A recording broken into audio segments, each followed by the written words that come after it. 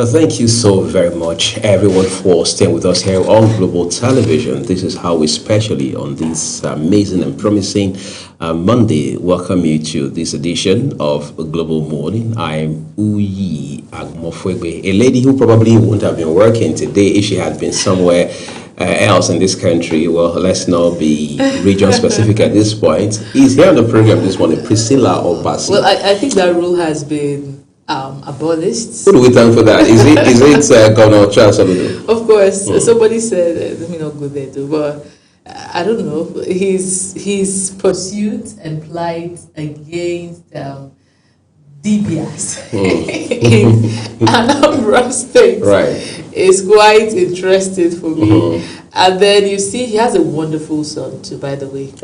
A wonderful son, that still does a lot around. Do I call it nature, culture? Away from politics and the noise around it. Yeah, it's interesting, right?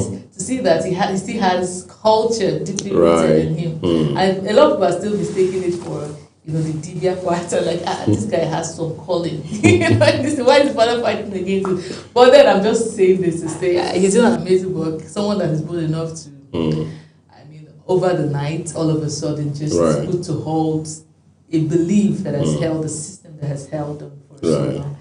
It takes a courageous person. But then, good morning, viewers. Good morning, Uyi. Good morning, Priscilla. It's an amazing day. Monday, the start of school again. That's the price we pay to send children to school. Each time we call them the leaders of tomorrow.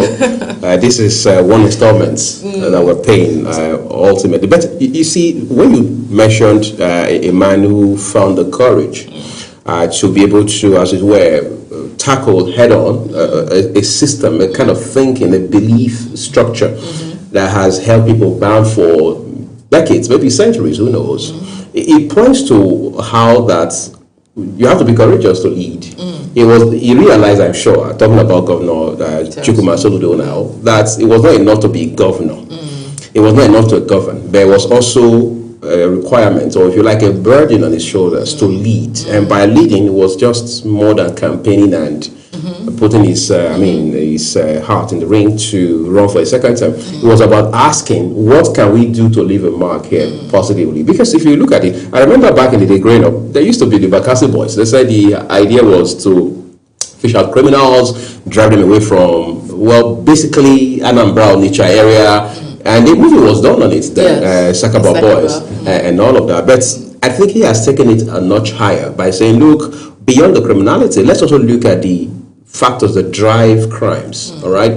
When you have criminal gangs, when you have all of these criminal cells that are encouraged, that are enabled, so to speak, by some sort of spiritual elements, what do you do? How do you address that? Do you just come to TV and talk plenty, or do you just condemn the acts, or you dig in deep enough to find and uproot those factors driving it? I'm sure that's one of the things that the governor has done, and those on the ground say that the efforts are paying off big time. Well, it depends, though. Some people are still a bit not happy with the moves. Because it's bad market? I don't know. Bad markets to the individuals involved. Maybe those patronizing these individuals. Yes. And then you have to also look at what does our culture represent. We are free to practice traditional religion, right? In this part of the world. So where do you draw the line? It's getting interesting. Exactly. It's part of a type of religion in Nigeria. And people have the freedom to associate. I'm sure recognized under the law. And to practice whatever faith they're comfortable with. Exactly. So where do you draw the line? How do you tell people or start to put these people at the forefront of this very religion? This, what do I call them now? The pace setters. How do you draw that line? How do you stop people from practicing? Because the moment you start to put these people away, you're restricting people from exercising their faith. So we must understand what it means to draw the line. As much as we're trying to create decorum and all of that, we must understand that. And for me, one interesting aspect of Governor Chukwuma Charles Soludo is again his son. You didn't add professor. Professor. Is again his son. One of the difficulty in leadership is having to carry every member of the family along with your principles. Because you can be saying something to the society or to the people you are leading, and then maybe you have children, you have family members that are not following that rule, or that that have chosen a kind of lifestyle that doesn't really suit the societal, perspective and expectation. And all along, you see people trying to tag Governor Charles Soludo to his son's, display on social media. I don't know if you've watched any of the videos. I've seen one. At about the same time, I saw one of the son of Peter Obi. Okay. That's another controversial story for another day. Okay, that one has really waned out. Like we don't compared to that of Governor every Soludo. Single day he releases a new video, dancing on the internet, and giving the traditional way. Traditional way, maybe the feminine way. Okay. Oh, for Peter Obi's son, no, for Governor Charles Soludo's son. Yes. Okay. And then you even see a trend. People are now even displaying, for tagging along, following that same dance pattern, mimicking him exactly, and it's becoming a trend. And I know someone that has gone viral because just by mimicking the guy. Charles. So he comes out without the shirt and he dances and whines, and then under the comments you are seeing people tagging his father. So people go as far as calling him Ada of Anambra. That is some sarcasm. Some sarcasm indeed. So it's quite interesting. For me, I think I've come to that point where I don't want to judge people by their personality. I know that the biology can be a bit complex. So if someone acting in a certain way, you just want to judge them. No. There are people that, there are males that have a level of maybe the female hormones biologically, and there are women that have testosterone, as they call it, right? Biologically, so they tend to want to act like. So they fall in the category of tomboys. Yeah, exactly. So we want to normalize tomboys in Nigeria, but when you see a guy giving the feminine vibe, you just want to cast him. I don't know why men are like that. Is it because we accept women that act manly to an extent.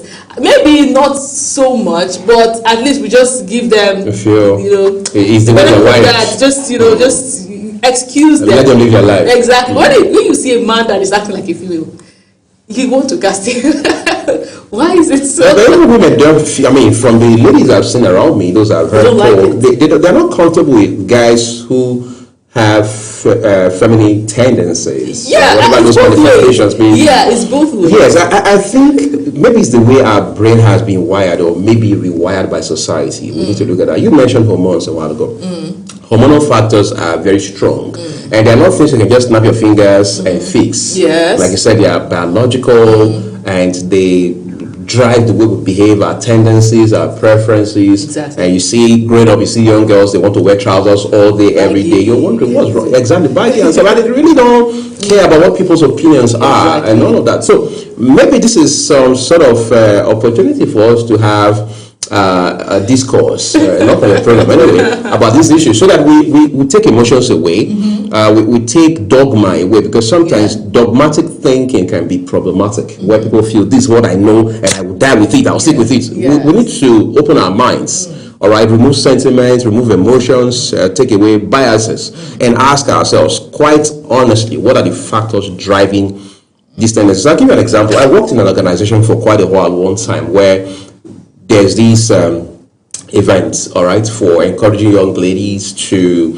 as it were, be classy, be elegant, think globally. What else? Inculcate the African culture, then intellectual pursuit as well, and things like that. So they brought a guy to teach them catwalk. I couldn't wrap my head around it, how you bring a guy to teach ladies catwalk. This been several years, but I've still not been able to put a finger on the rationale behind it. But people say that's his career, that's what he does for a living. He does it home and abroad. It flows for him because somehow he just God, you're magnificent. It works for him 100%. Wow. All right. So I sit here, I picture him and the ladies, their sessions, how they were doing their thing, and those ladies came out very brilliantly. But I still don't get it. He was still strange. Like right. And everybody loved him. My manager then, as he was, loved him. Was he a female? It's a guy. Your manager, I'm talking about. A guy. A guy. Yes. Oh. Maybe he was just endeared to how he was skillful at what he does. But I would have thought by default, you bring a lady to teach you how to, catwalk and all of those social skills and stuff. But they brought a guy and he did his job, got paid for it, and the rest is history. So I'm saying that it's time society took a second look at all these things so that we don't continue to create several problems, multiple problems, while we think we're solving one. Exactly. I think that's where we are at right now. Exactly. We need to allow people to live, right? Yeah. I don't think we have so much awareness in this part of the world. I know that there can be a thin line. You don't want to, cross into. So people don't overreach themselves. You don't want to. You don't want to give so much freedom, so right. you don't abuse it. Or abuse it. And even destroy society. But then we must understand that there are exceptions. Right. Life is not black or white. There are shades of grey here and there, and we must understand that and give mercy and grace to people. Right. When I was growing up, there's this thing they call it dada. These dreadlocks. Yeah. Well, there are people who grow up and they make dada. All right, but there are those who are born with it. All right, I knew a couple of young boys who were born with it. Then later, some young girls as I grew older. All right, and people will demonize them. People will vilify them. People will say all sort of things about them. In fact, parents I don't know about now. I mean, it's been a while. Parents back in the day were not comfortable with their children associating with those children. I mean, you couldn't just wake up and then you would tell your mom, I mean my mom in particular, that you had gone to watch television, all right, in so and so child's house. I mean, on what basis? First of all, you have in your house. But your mom didn't have a problem with the fact that you left yours to go watch elsewhere. Her real concern was in a Dada boys' home. In a Dada boys' home. Right? Yeah. So whether that has changed now, I don't know. But we had a gentleman that led his team here the other day, just this last weekend. He had very extensive Dada. I like to call it that because that's what we know it as here. And everybody stood around him. We had a conversation. But back in the day, people would never touch him with a 1,000-foot pole. True. And today we have people, even like you say, try to mimic that hairstyle. Just take their normal hair. Right. And when I was, I think I had this friend while I was pregnant, and then we had a conversation around Dada. What if your child is Dada? Or I don't know. But the way she responded, like, God forbid. It was so much. I was like, really? Because I know that I've seen women even go to every extent to ensure that they're grow their children's hair and even make it Dada. There are children now that carry dreads because the mothers are, not so, they don't have so much time in their hands. So they just go that route because it's quite easy to maintain, right? You don't have to do it every day. So mothers take their children and lock their hair. Right. Back then, and they pay to do that. They pay to do that. As young as 4, 5, 6, 7, 8, 9, you see a girl with dreads. We don't even talk about it for adults again. Young girls now do it. Little children now do it. So right now, if your child is Dada, you see women take care of that Dada. I know some twin. I know them, and if you see their dread, man, it's beautiful. The mother takes care of it, make sure it comes out neat. Maybe part of the reasons why people disassociated from those people was how unkept they usually are by their mothers, right? You just leave them. There was no class, exactly. So you just hygiene was poor. Exactly. So you look at them and they are already looking scary because of the fact that they are not appealing to the eyes. But if with the culture, with the upgrade that we have right now in society, and people having to go that route on their own, we've seen some level of sanity and responsibility and neatness that comes with that hairstyle. So things will change. Right, of course. And we need to also evolve with the times. And what you're wearing, by the way, is reminiscent of Dada. Exactly. All right. Hopefully, I don't come on the show one of these days wearing Dada. But that's just to say that we need to rethink some of the things we do. All right. So politics is big on the program as always this morning. We'll look at opposition. We'll also look at the incumbents. President Bola Tinubu came firing from all cylinders last week, Thursday. That 10 minutes, some people say 9 minutes, delivery, depending on the video you're watching, has become a talking point the last couple of days, even within the camp of the opposition. We also look at the tax laws. It's been a long time coming. We have had to agree and disagree. At the point, it was all 19 state governors who were not comfortable with certain provisional propositions in that body of proposed laws as they then were. But today, they've all been passed into law, having been harmonized. Of course, the president has assented to it. But some people say it has not been gazetted, whatever that means. But This morning, we'll look at what is happening on the ground. And April, it's the 20th day, and things are not going to remain the same going forward with Nigeria's tax system. All of that and more coming shortly. Please do stay with us.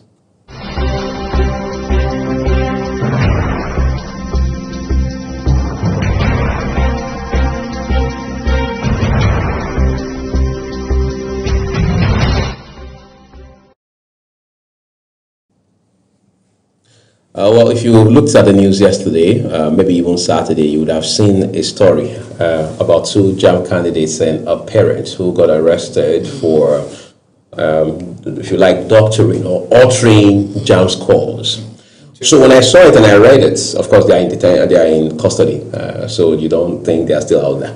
So when I read it, what crossed my mind, the first question that popped in my head was, what could be the rationale behind that? Because JAMB results, I understand, are available online, so you can access them anywhere in the world. All right, so if I am a University A, you're University B, and JAMB applicants apply, of course, by way of UTME, or post-UTME as they call it, we are able to access their results, all right, straight away, beyond what they are presenting. So I'm still curious, if they did that, is it possible that they were individuals, maybe not institutions, that they wanted to hoodwink, as it were, they wanted to deceive with such results? Because it is garbage in, garbage out. If JAMB says, for example, you scored 180, it is 180. If JAMB says you scored 295, it is 295. So if you are altering it, who do you want to play smart one on? Is it Priscilla? Is it Uli? Yeah, you're trying to play smart one on the university. Does that really work? It depends on how the university is able to scrutinize, validate their validation processes. In 2026? Exactly. It happens. There are universities that don't really care. They just say, bring your results, and you submit it. Just paperwork, and they're okay with it. So they could have had to doctor their JAMB result. I don't know anyone in particular though. But you have read stories. I know that the system is not usually so stringent. It's not very strict. Right. All except maybe when I went to school. I don't know about now though, but you just submit. Maybe they ask you for an original, something that looks green colored with the JAMB logo. Yeah. So when you have that colored paper, this is the unbundled you're good to go. So all of this forgery. I was coming to work this morning and I saw how there's so much decadence in our system, not just by our politicians but citizens. You see the traffic lights and nobody even observes it anymore. You're even talking about the basics now. The basics, like everybody's just free to move as long as you are. As a matter of fact, it is not your turn to go. And you are honing for somebody that is supposed to have the green light that says go. Right. Do you get? So you are number one, you are disobeying the law, and then you are now quarreling with someone that is trying to. You are putting other people's lives at risk. Exactly. So that is how far we've gone. It has not. This very situation hasn't just happened once. It has happened to me over and over again. Somebody disobeys the traffic light and is quarreling the person that is obstructing. What do they call that again? Attack is the best form of defense. Exactly. So that's how decayed the system is. So what we're trying to point out to politicians, we're trying to call them out. We're trying to talk about. So the question is, are we leading by example? Are we leading by example? We need to understand that charity begins at home. You cannot give what you don't have, number one. And then before you are able to demand from these people, you should ensure that your hands are clean. I know that it's not possible to be perfect, right? But to an extent, to a reasonable extent. A level of excellence. Exactly. Ensure that you're doing the right thing. So back to the JAMB brouhaha. The JAMB weekend came with a lot of that. At this point, I don't even know if I should blame Nigerians or to blame JAMB, because every single year, JAMB always comes out to apologize. Apologize for timing, apologize for this. The system is so bad, first of all. So you are responding. Some Nigerians might say they're responding to the frustration, because I have read all I can read, and then I am made to go through some unnecessary stress. I go to the hall. There's no excuse whatsoever though. Right. But JAMB has to ensure that they do their part 100%, so that if you're calling anybody out, they're not going to come out to say, okay, it's because of the late timing I had, before I went. There are people that were even kidnapped. Yeah, of course. The video links, which they understand they've all been released now. Yeah, but what do you expect from such people? What is the compensation? Right. How do you make up for that? How do you make up for that?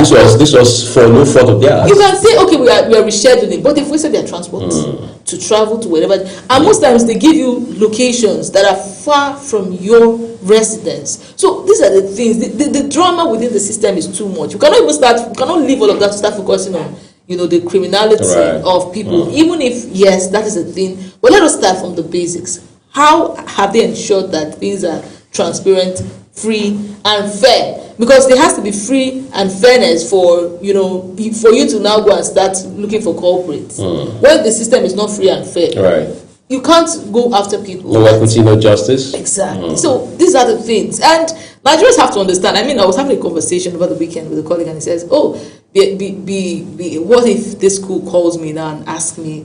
And tells me, so somebody decides to call me out in society tomorrow and says, go and bring out your certificate, or you did not go to school. I'm like, personally, I say, I don't think I can have such a fear, because every process I go through, I ensure that I see to the end of it. If you say, I need to collect my certificate at this point, I make sure I collect it. Regardless of the challenges. Because regardless of the challenges. So when you have that consciousness of finishing to the end, sometimes you're not scared, even if it's not, even if it might come up. But you have more fears when you've not gone through some processes. Exactly, yeah. You've been asked to come collect your certificate, just left it there.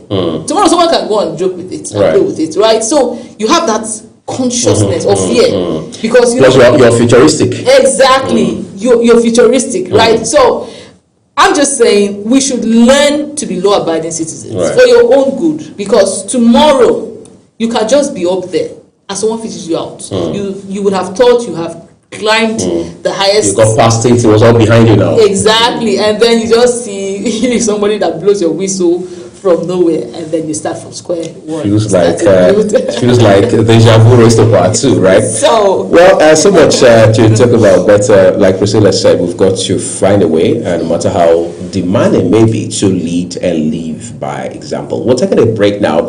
As a Monday, Ramsey Enoch Agbo is here with his own 2 cents on how.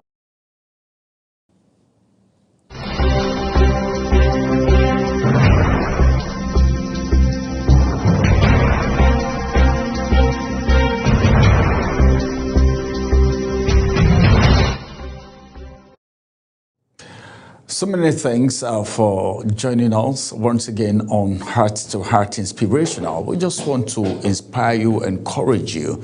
And of course, my name is Ramsey Enoch Agbo. Now, do you know that there is this belief that everyone feels that they are behind? You ask a lot of people, and some people even tell their colleagues, their neighbors, their friends, their family members that they are behind. But let me tell you something right here. I want to start by correcting that lie that many of us have believed for too long. It's been a long time that a lot of people believe this lie. I want to say it is a lie, okay? It depends on what I want to say now. When someone say, I'm late. And a lot of people have crashed out of destiny. A lot of people have mixed it in life because they feel I'm late. Hey, she's married, I'm not married. Oh my God. She's rich, I'm not rich. Oh, she's gotten admission, but look at me right here. But nobody is saying, oh, she's dead. Why am I not dead? Has anybody said that? Nobody is saying, oh, some of my mates are mad. Why am I not mad? They don't tell themselves that they should be mad also because somebody is in their category or at their age level is mad, or maybe probably late or dead. Why are you not saying, all right, you should be dead or you should be mad? The same way you're thinking that, oh, you should be rich because the other person is rich and you are of the same age grade or classmate or something or neighbor, whatever. That's the reason I said it's a lie. When you're being forced to believe that you are late, and a lot of people, because they feel they are late now, they do nothing anymore. Because that is their mindset, because that's what they believe. But then I should further let you know this. Others ahead of you doesn't mean that you are late, because you are also ahead of someone. That's it. But hear me clearly today that you are not behind. All right. We live in a world obsessed with a lot of comparison. Social media shows us edited victories. A lot of victories you see, a lot of successes you see on social media are edited victories. All right. In the real sense of it, you meet some of these people one-on-one, you will be shocked. Hey, come on. Is that the person I see on social media? It is edited victories. All right. There are a lot of people that are living with struggles, but they come on social media and they paint everything like they don't have any issue. You see some families not doing well, some husband and wife not doing well, then you see them on social media, it will appear as if they are the best couple in the world. I'm not saying you should show, all right, the ugly situations you're facing in your family. It's not everything you bring on social media. I'm aware of that. But then you don't need to pattern your life based on what you see on social media. All right. That has made a lot of people get into some acts that they are not supposed to get into. If you see some people's resolution for 2026, you would be shocked. A lot of people want to be successful because they feel they are late. Someone just told me, today that, well, he traveled, and you see a lot of people, just little boys who have involved themselves in one or two things, driving big cars, and the people who are doing genuine and legitimate things don't even have that kind of car. That's a wrong comparison, if you ask me, though the person didn't fall for what they were driving. He didn't fall for it, and he was sharing with me today. But we need to know that there are so many things that have happened behind the scene with someone else's highlight reel and conclude would fail. But life is not a race. Life is a journey with different routes, all right, different terrains and different timings. So if it is not your route, if it is not your terrain, if it's not your timing, and you want to force it, you may miss it, you may crash. If you go up too early, you may crash very early. A lot of people have faced that in the past. Some people are blown early and some fade early too, and others are slow-born successes. Some start strong and crash, others struggle quietly and rise suddenly. Timing is not a sign of failure, it is a sign of design. That time you're taking your time, it's as if you are in the workshop. Very soon you come to the showroom and people will be wondering, where has he been? He was in the showroom having wilderness experience, putting himself together, refining himself, designing himself so that he can come out successful. You know, there are times that you need to be alone,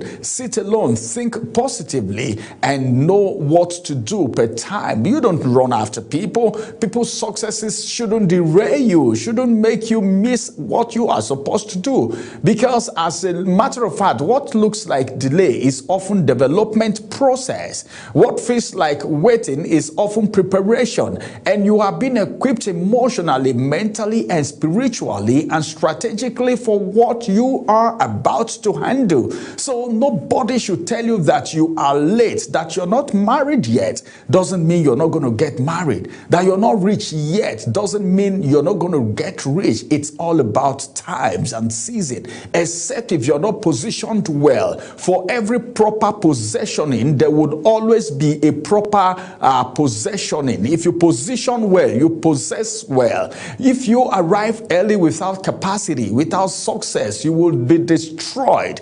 Because you can only, let me tell you something, you can get to the top, but what keeps you at the top is your character. All right, if you don't have character and charisma, one day you would be displaced from the top. So you need to prepare yourself very well for every success that you're thinking of in your heart. If it is in your heart, it will get into your head and one day it will enter your hand. But if you get it fast without wisdom, you would lose it faster. Okay, let me just give this illustration. Think of an aircraft, for instance, before takeoff. It accelerates on the runway for a very long time before it gets off the track and fly and leave the ground. If it doesn't maintain that timing on the runway for that number of time, it can never accelerate. So that period that you are time is the preparation period for your takeoff. So don't allow anyone discourage you or tell you that you are late, you are behind, or whatever. To the untrained eye, it looks like delay, but without the runway, the plane cannot lift. Some of you are still on the runway, but lift is coming. Lift is coming. You will be lifted. So what do you have to do? Okay, stop comparing yourself. The comparing chapter, you should close it. And stop apologizing for your pace. You don't owe anybody any apology for your pace, because it's only you that know what you are cooking. Start now as we speak, trusting your process, because any process you don't trust cannot work for you. Like I tell people, you don't sit under an imam that you don't believe in. You don't sit under a pastor that you don't believe in. All right? Because whatever, if the pastor is pronouncing blessing and you don't believe in that pastor, it is a cause for you. The same thing for the imam too. All right? So whatever process you don't believe in, any system you don't believe in, you don't have any business, all right, staying under that system. Delay, like they say, is not denial, and it is preparation in disguise. So you are not behind and you are not being aligned, and when your time comes, you won't just arrive, but you will be ready. Thank you very much. Have a wonderful day, and remember that you are a success going somewhere to happen. Don't allow anyone talk you down. Don't allow anyone tell you that you are late. Your time is coming, and that's the best time for you. Have a beautiful day. Bye-bye for now.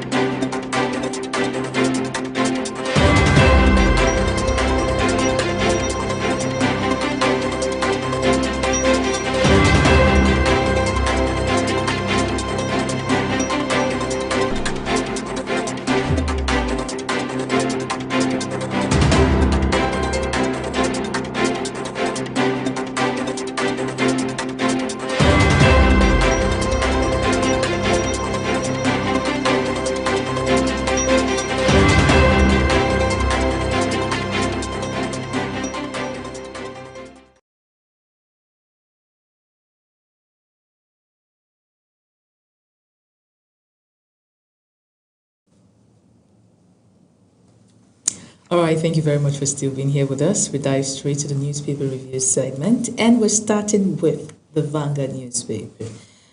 First story above the nameplate, top left corner. We have a kicker that says, State of the Nation, Nigeria trapped in flawed security architecture. That's coming from Nyam, N-Y-I. Is that a person?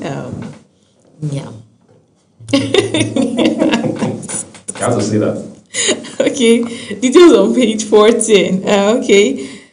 Farmers, food entrepreneurs brainstorm for sector growth. Details on page 13. That's on Vanguard Economic Discourse. Okay, Odin Ajumogobia chairs Vanguard Personality of the Year Awards on Friday. Details on page 8. Next story is on World Bank report. No leakage in Federation revenue, and that's coming from the federal government. Details on page 40. To the Star story. Recapitalization crunch. 12 insurers at risk. Right to that. Regulator insists on deadline. Some insurers consider scaling down. You find that detail on page 11. Next story, routine raid turns fatal. Did policemen kill fleeing youth or he drowned? Details on page 10. You want to find out more by reading page 10 of that paper. Attempts to gag broadcasters. Atiku, Serap, Amnesty International, slam NBC. On page 9 is where you find that story. Next story, pirates abduct 20 passengers, including UTME candidates in Calabar. This is another one. It is One in different Benue, and now another in one in Calabar, Calabar. Cross River State. This is not good at all. Details on page 6. When you see these things, it looks all passing until you have somebody that knows somebody that is part of it, and then it becomes a reality. ADC leadership. Why 3 rival blocks are locked in do or die battle? Page 5. On page 5 you see that detail. Governor Abdulrazak Saraki at each other's throats over offer robbery. Details on page 6. Next is on 2027. Enugu West backs Tinubu Mba for second term. Details on page 28. Shekarel Doms PDP rejoins APC as Yusuf welcomes move. Okay. Those are our headlines for the Vanguard newspaper. Read up details. You see what it says? It says rejoins. It didn't say joins. It says rejoins. When I saw PDP and I'm seeing APC, for me, I think they're all the same. So someone that moves from. But it's not interesting that he rejoins. Well, he has always been with them. That is why so it's homecoming. Homecoming, exactly. Right. The PDP is also home for some APC members. So it just depends on where you are in town that determines where you pass the night, right? Anyways, those are the headlines. Next protocol is the Nation newspaper. He takes us through that. All right, not much to see here, just one basically, and that's the star headline. Reads, government explains FAC deductions. Those details are on story. Page 2 of the Nation newspaper. Please do want to read up details and have perspectives. And now we move to the next one, which is the Guardian newspaper. Okay, the Guardian newspaper has quite a number of stories. First one, 55% of children in Nigeria unprotected from mosquito bites. Of course, this is not supposed to be news. Right. I mean, what do you do to protect us? Right. Details on page 3. Federal government denies revenue mismanagement, tasks regional commissions. Details on page 3. Kwankwaso loses NNPP grip as Shekarel formally joins APC. Well, Kwankwaso has left NNPP. I don't know why. Is it because the party he joined has not, They're still trying to find their foot. Yeah, well, one thing the ADC would have done is, to just go back to the NNPP. All of them. All of them, since their major guy is there. But the question is it that easy really? Because there's a series of negotiations. Well, this is the leader of the party, the founder. So if you have the leader of the Kwankwaso movement himself. Exactly. So the only fears will be what if this guy decides to stab us tomorrow? Because politicians, after all, this is ground. Politicians don't trust themselves. Right. I think that's the basis of fear. But any other thing, I don't think. So you think that option would have been far easier and much more convenient? Right now. Mm-hmm. I mean, this is a free advice. But I hope they started talks with the PRP not too long ago. Yeah, I heard so. Let's see what comes out of that. I just felt this would have been an easier route for them. Yeah, being that Kwankwaso himself is the leader of the party. But then we know how politics can be. I mean, you think you have a group of the party and then you see that there was one leader somewhere and he emerges all of a sudden. And a leader cannot lead a leader so the way it says in their position. If I don't want to jeopardize his party, right, because when you open it for public view, it's not to come up. It's better you leave it for one's view. Just leave it for one's view, thank you. Okay. Next story on cyber attacks. Election data at risk as hackers hold government agencies, banks to ransom. Election data at risk as hackers. By the way, you heard about the CAC thing, right? The Corporate Affairs Commission that got hacked, and hundreds of thousands of companies have now been compromised because this hacker or hackers have gained access to that data. There's a breakdown of it, the whole thing, but time will fail us to go into it. But one of the implications is how that this can affect companies in ways that are extremely nasty. For example, with this this volume of data, I'm talking about sensitive, vital data in the hands of criminals.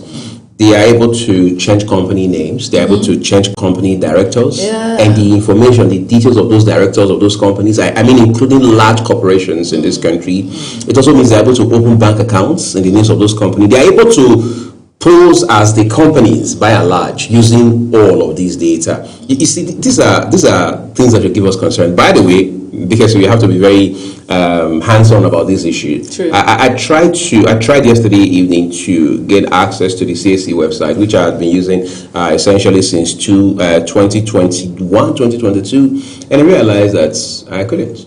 Interesting. It was not opening. Right. All of these are pointers to the fact that we shouldn't run away from technology. When people are demanding for an upgrade in the way we operate, we shouldn't at any point say we are not capable. They had already gone tech when this whole thing happened. Exactly. No, I'm saying this because if we don't intentionally move every other parastatal into the tech phase, we would leave it open for criminals like this. Because somehow, even those that are directors in these agencies, in these ministries, the fact that they are not tech inclined, they might not bring up systems or upgrade and update whatever it is. So they're more comfortable with the same old exactly. kind of thing. And it will get worse, really, because these hackers know when you talk about election being this, we have leaders that say no, let's not go there. Let's stay manual. Let us stay manual. They know that you are not willing to pick up that challenge, so they know it's easy. It's easy for them to barge into that system and do whatever they want, because we have leaders that are not ready to make it tight. Because when you tell us, no, we can't do this because we don't have data or we don't have network, it means, oh, we are so behind. Don't worry, you guys, you are more advanced. This place is so open. This place is so free. Right. We're vulnerable. Have a right. Exactly. So we need to have leaders that are tech inclined. If as a director of a particular ministry, if you're not, employ someone that can man that front. Cybersecurity is not something that should be discussed as if it's, a futuristic something. That's why we look at it in Nigeria. It's already here. A lot of companies are going online. Everything has been operated online. You want to have an account, everything, your banking app, everything is online. It is as intense as your normal security.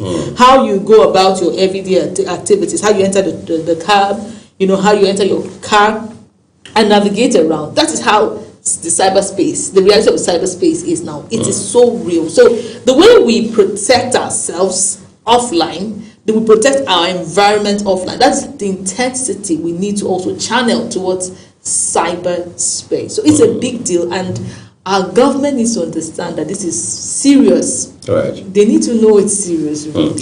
They need to know it's serious, no doubt about that. And just so we're clear, the word is forward thinking, what I would like to note. It's not even about whether we're comfortable with this reality or not. There's a reason it's called reality, by the way. And just to add, for those who say, well, as they say in Pidgin, not be me and Una, right? They say that a lot. I'm not part of this bandwagon. I'm not jumping in on this ride with you people. You do your thing. I like the way I've been doing it since 1979 when I opened my first account and things like that. All right. But that is been almost 5 decades, so things ain't working that way anymore. What we now have to do is ask, how do we stay safe? Exactly. How do we stay protected? Exactly. While we'll continue to use all of these devices. I'll give you an example. In 2011, that was the first time I would pay for anything online with a card. Okay. I had to test with an ebook. I think it was $2 or $3 at that time. I got my ebook sent to my mail, the link, I downloaded the book, and then I bought an item online in China, and it came through. Now, some mechanics at that point in time, because we're talking about online transactions and things around going automated now. Some mechanics in town started giving me money to help them buy all of these tools they use for diagnosis of vehicles and things like that. I was buying all those things. In fact, it was part of the monies I used in seeing myself through school at the time, right? So I would buy and stuff for them from China, from Bulgaria, once in a while from Switzerland, but essentially from China. And I was using my card to pay. But there's this guy who thought, well, I feel safer if I pay using the regular bank channel. So what's that? You go to the bank, you pick up a form, you fill it out, you hand it over to your account manager, who in most cases will leave it off in a drawer and go do her marketing, prospecting, her primary assignments, as it were. And then you come back there 4 or 5 days later to say, how is it going? He says, oh my God, you have to forgive me. I totally forgot. You know, it was on Friday you brought it. And today is Thursday. Now, you can't start that processing until tomorrow because it's already past the cutoff time, which is I think 1 or 2 p.m. or something. So she starts again on Friday. Of course, Friday is weekend. All right. So it delays. Meanwhile, my payment is acknowledged almost immediately. Within 24 hours, my orders, 48 marks, my orders are already being shipped and things like that. So he realized at the point that, look, this is no brainer. Let's go the digital way. It's only natural that you can have misgiving, you can have your own one lecturer back in the day called it trepidation in my 100 level. You are afraid. I don't know what will happen. Though. I heard one story about how that one person paid X, whatever it was somewhere, and their money didn't come through, their goods didn't come through, or what I ordered versus what I got. And we see that too, even with regular shops. Even as a young boy growing up, I've had to buy some things, I had to return. Even up until this point, it still happens. So we must now realize that it's not a question of one or the other. Yeah. Is now an issue, or like I said, reality of how that this is where we are now. Yes. And it is the future going forward. Yes, and then you just know how to optimize or capitalize Right. on whatever systems they have. Have yourself informed, because sometimes it's lack of knowledge. It's also the problem, not the system. Not the system. So you don't know what it is they offer. Right. You don't know how their refund policies work. You just feel like I can get this and that's done. But those online operating platforms sometimes have policies that are even more effective. Sometimes you want to shoot a mail to them, they respond as soon as. Sometimes only on X. Exactly. Sometimes on their websites. Exactly. They have platforms and channels on how to give you, response and all of. So Nigerians must learn to understand. As a matter of fact, I think we need a ministry of, a cybersecurity, a formal cybersecurity. No, I'm getting tired. Presently, we have. The Ministry of Communications, the Innovation and Digital Economy. That's almost like 3 in 1. 3 arms packed into one. And what a gentleman like Dr. Bosu Tijani himself, who has built a life, so to speak, in tech. Look at CC Hall, for example, what he's doing in Africa and outside of Africa. He had been an accomplished man, so to speak, all right, before becoming a minister. I'm sure it was on that basis he was hired because of the background he has. What else do we need all of these other recommendations for? Well, how well are they focused on our realities? Because, we can have the ministry for all we care, but if you talk about the realities that, or problems that Nigerians go through on a daily basis, how in tune are they with them? Especially in a time where, the cyber space has become, or the digital space has become a reality. So how in tune, how can I go to the ministry, for example, and say, I have this issue, or I want you to, there's this pressing issue I had. I was scammed, I was this. How can we create solutions? Are they really in tune is the question.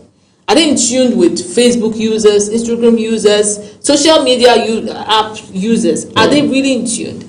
Because, I think that ministry can also suffice, right? But if we have departments that are able to tackle these things head on, and not just have a name that encompasses everything called digital technology and all of that. It's not, we're not looking for names. I'm trying to have an agency. They have NITS, the NITDA. I think it's a Nigerian Information Technology Development Agency that's responsible for all of these issues around the web, cyber security and stuff like that. But the last I checked, there was a gentleman who was heading that agency. Brilliant, staying on the issues, global best practices and things like that. But most times the challenge is not so much about who is there today as it is about who sustains the legacy that person leaves behind. And how Nigerians are carried along. Acceptability is also a factor, yes. Yes, so we must know that there exists such in Nigeria. I should know. Every other person should know, because we are all in this space together. We should know the go-to for things like this. But trust me, we don't know. Some people do not even know that there's such a ministry to start with. So it's about orientation. It's about coming down to the people. Let them know that we are here and they can come to you, because it's very important, again, I say, in this time and age that we are in. All right, let's go wrap it up on the Guardian newspaper this morning, everyone. Okay, so where did I stop? Well, I think you were talking about the cybersecurity. Okay, that's the election data. That's the star headline. The star headline. Okay, on Serap condemns censorship of broadcast station by NBC. You want to read up details on page 4. Lagos NMA removes chairman over alleged infraction. Page 5 is where you see that. SANU rejects 30% pay rise, threatens indefinite strike. On page 7 is where you get that detail. Countdown to primaries unsettles parties, triggers defections, internal disputes. Details on page 6. Parents groan over rising cost of education as school resumes today. A lot of schools have, once again increased their school fees due to the fuel hike. And again, we've heard that the Strait of Hormuz has, been open for business. I don't know how quick our fuel prices will return. The thing is, the Strait of Hormuz issue is a bit complicated because Trump had threatened that he would shut it back down if Iran didn't cut a deal with the US or didn't come to the table towards cutting a deal, and then of course he threatened blasting off Iran's infrastructure, of course, critical infrastructure. Iran says, if that's how you want to play it, then let's have at it. So Iran decides to shut down the straits. And the challenge with that is that we've been told ships were already in transit in between, so there's a jam. And that's why you hear papers this morning, in fact, since yesterday, reporting that the chances of a drop in the prices of petroleum products are extremely slimmer now. Well, I think we're still hopeful because, for there to be an off and on. They're heading back to Islamabad, Pakistan, to continue the talks. Last week, U.S. Vice President J.D. Vance jumped back on the jet, heading again back to Washington to say, look, we've done all we can. We've put our offer in front of the Iranian authorities. They are not buying this offer, and we think that we've done the best that we can under the circumstance. Plus, there's trouble. However, it is more trouble. On the sense, there's bad news. However, it is more bad news for Iran than it is for the United States. But I think it's bad news for the world altogether. It is indeed. But we're hopeful. Really, I am hopeful that this will come to an end. And the question remains, how soon are we able to revert back to our existing prices or the prices that were before the whole trouble started? But let's get to that bridge before we cross. Terror alert. Experts profile measures to Nigerian airport vulnerabilities. Details on page 4. Systemic inefficiencies, cartel, maritime exploitation costs Nigeria $10 billion yearly. Details on page 4. 2027, Lagos APC warns local government chairman against endorsing aspirants. Details on page 5. Those are about the headlines we have on the Guardian newspaper. Next point of call is the Nigerian Tribune. Hopefully this will be our last one. I said hopefully. I'll begin with top right corner where we have one headline right there. It says here, rising fuel energy costs drove Nigeria's inflation. That's exports on page 6. And then one with a picture of Taiwo Oyedele, Minister of State for Finance. Federal government clears air on missing revenue claims, says World Bank reports misread. How bank recapitalization exposed hidden wealth, deep inequality. I'm sure that's what every Nigerian should be interested in reading. And in that case, details are all yours on page 6 of today's issue of the Nigerian Tribune. Then the Star headline has a kicker that says, Terrorists Reintegration Plan, ADC warns Tinubu's government. What do the writers tell us? Says reintegration without justice is not reconciliation. Commuter dies of gunshot wound to injured in kidnap attempt on Ijebu-Ode-Ibadan Road. JAMB to reschedule exam for 8 rescued UTME candidates. We may have more of them with what we're hearing now from Cross River State. Offer robbery, how federal DPP cleared Saraki. That issue actually happened when Bukola Saraki was still the president of the Nigerian Senate. Well, we hear that the Kwara State government is pursuing it once again or reopening the case. SANU threatens indefinite strike after April 30 over lingering negotiation. What's more, left corner of the paper says Makinde Olubadan issue resolved. CCRI says Atiku Serap opposed NBC advisory code. I don't know if you're seeing those codes anyway, part of an advisory from the National Broadcasting Commission, warning in particular radio and TV anchors, or as we often call them, presenters, of bullying or, if you like, trying to corner guests, all right, that presenters and anchors on radio and television in particular should not flout the rules around transparency, around neutrality, ensuring that everyone gets a voice or everyone's voice is heard and things like that. But now people like Atiku Abubakar, Serap, Socio-Economic Rights and Accountability Projects are saying that no way, this is an attempt to stifle freedom of expression or free speech. Well, I'm looking at it from the angle of, the fact that it's fairness to everyone. I mean, as a presenter, your job is to ask questions. And as a guest, your job is to answer questions. Answer as fairly as you can. So everybody... Based on facts. Based on facts. Don't digress. Don't move away from the issue. Don't move Stay on course. Stay on course. Tell us what you know. And tell us how... true. Tell us truly. Let us know. Don't peddle narratives. Exactly. So I don't see it. I see it as a just call. Really. Right. Yeah. So anyone that wants to look at it in a very negative way is seeing it from a very wrong perspective. Exactly. So I don't think there's any. So it means if you're interviewing a president, Tinubu, use the same rules, use the same metrics for an Atiku, for an Obi, for an Amechi, or whatever. Thank you. It's fair to all. Right, exactly. I think that's what it is, all right? Yeah. Well, let's go look at the last one, which has to do with health. Is one part of the paper that I really, really like. It says, scientists develop injection that heals hearts after a heart attack. That's according to study. This is amazing, because some people, we understand their hearts never recover after a heart attack, but now we hear that an injection is coming on, and that's some good news. Well, it gets better. It does get better.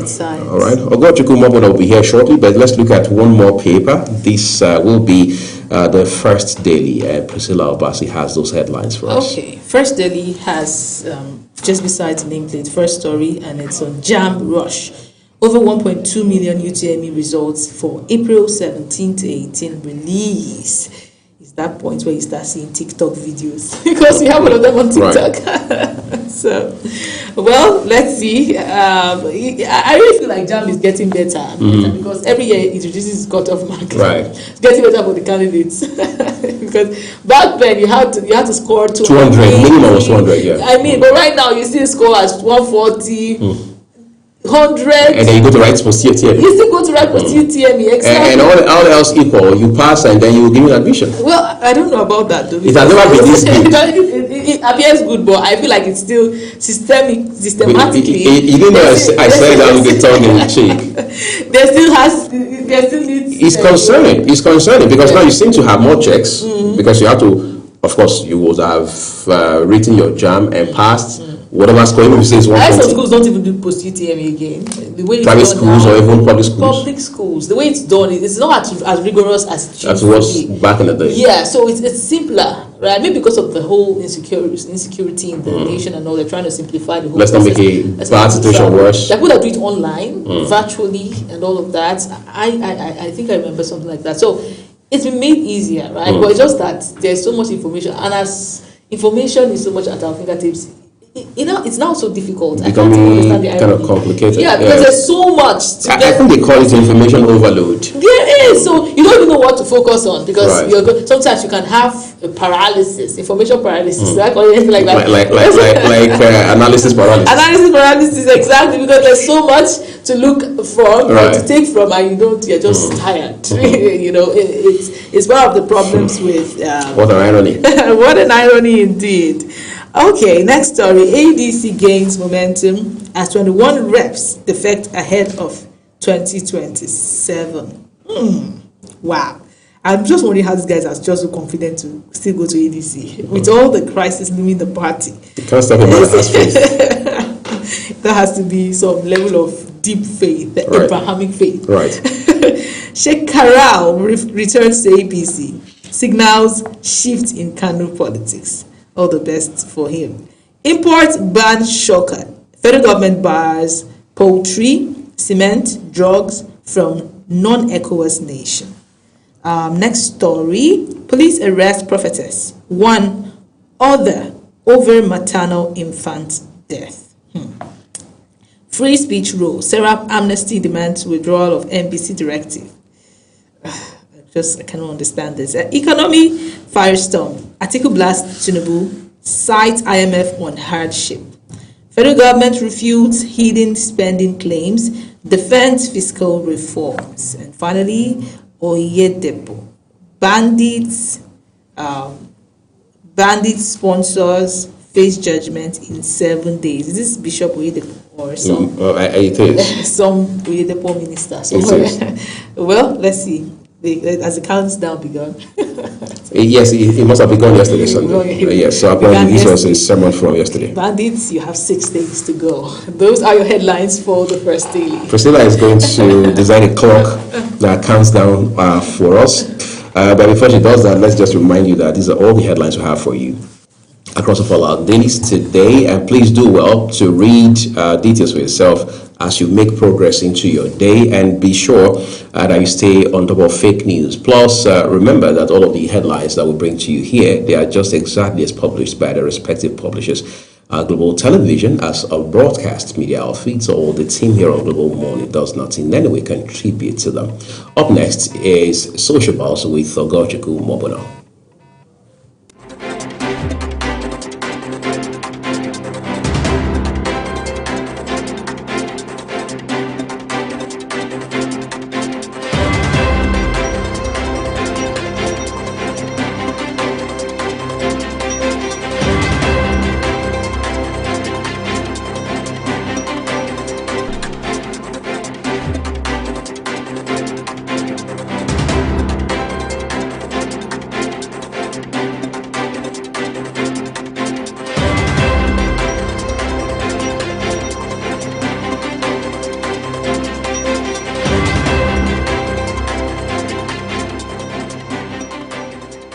Up with Global Morning, your daily guide to what's happening and making the rounds.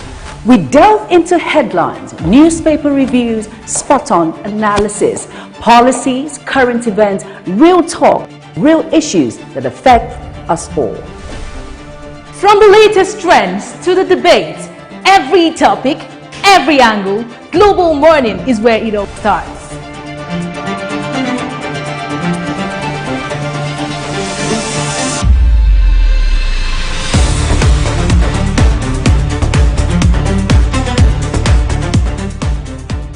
Global Morning, For the latest issues, always on point. watch Global Morning Monday to Friday at 7 a.m., Saturday and Sunday at 8 a.m. on Global Television.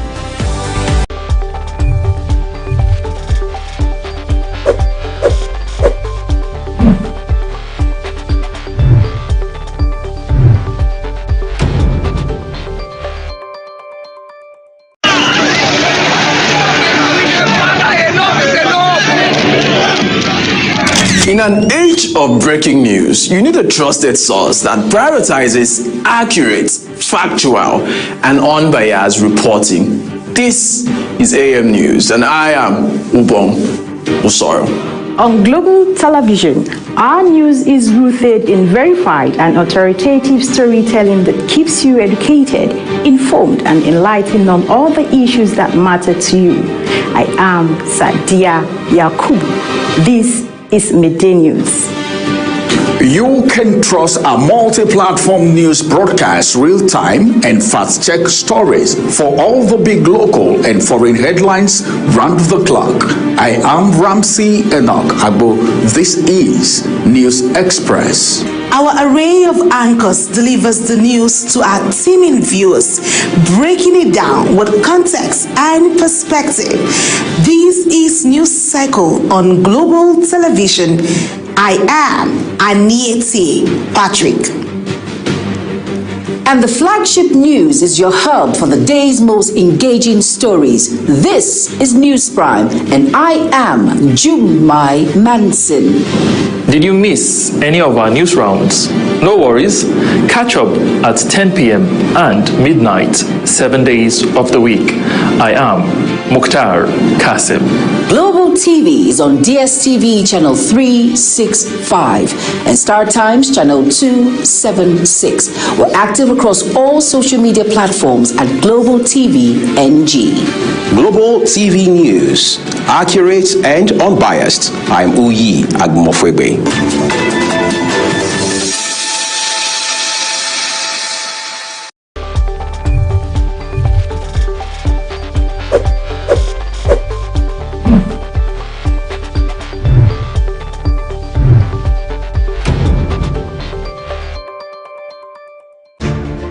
Quality doesn't start on the shelf. It starts at the factory. At Aerogym Garments Factory, every stitch reflects precision, comfort, and creativity. Across our production floor, more than 10,000 fabrics move through daily, becoming up to 5,000 finished garments.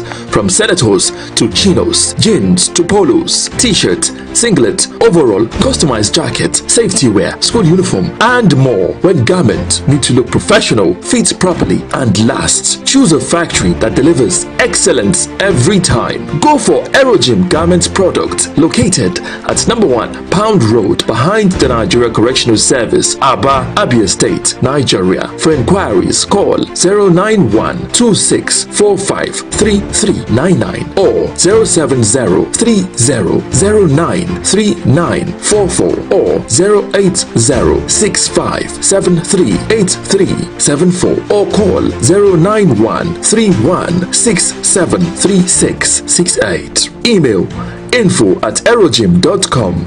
Website www.aerogymdesign.com. Aerogym, where excellence crafted for confidence.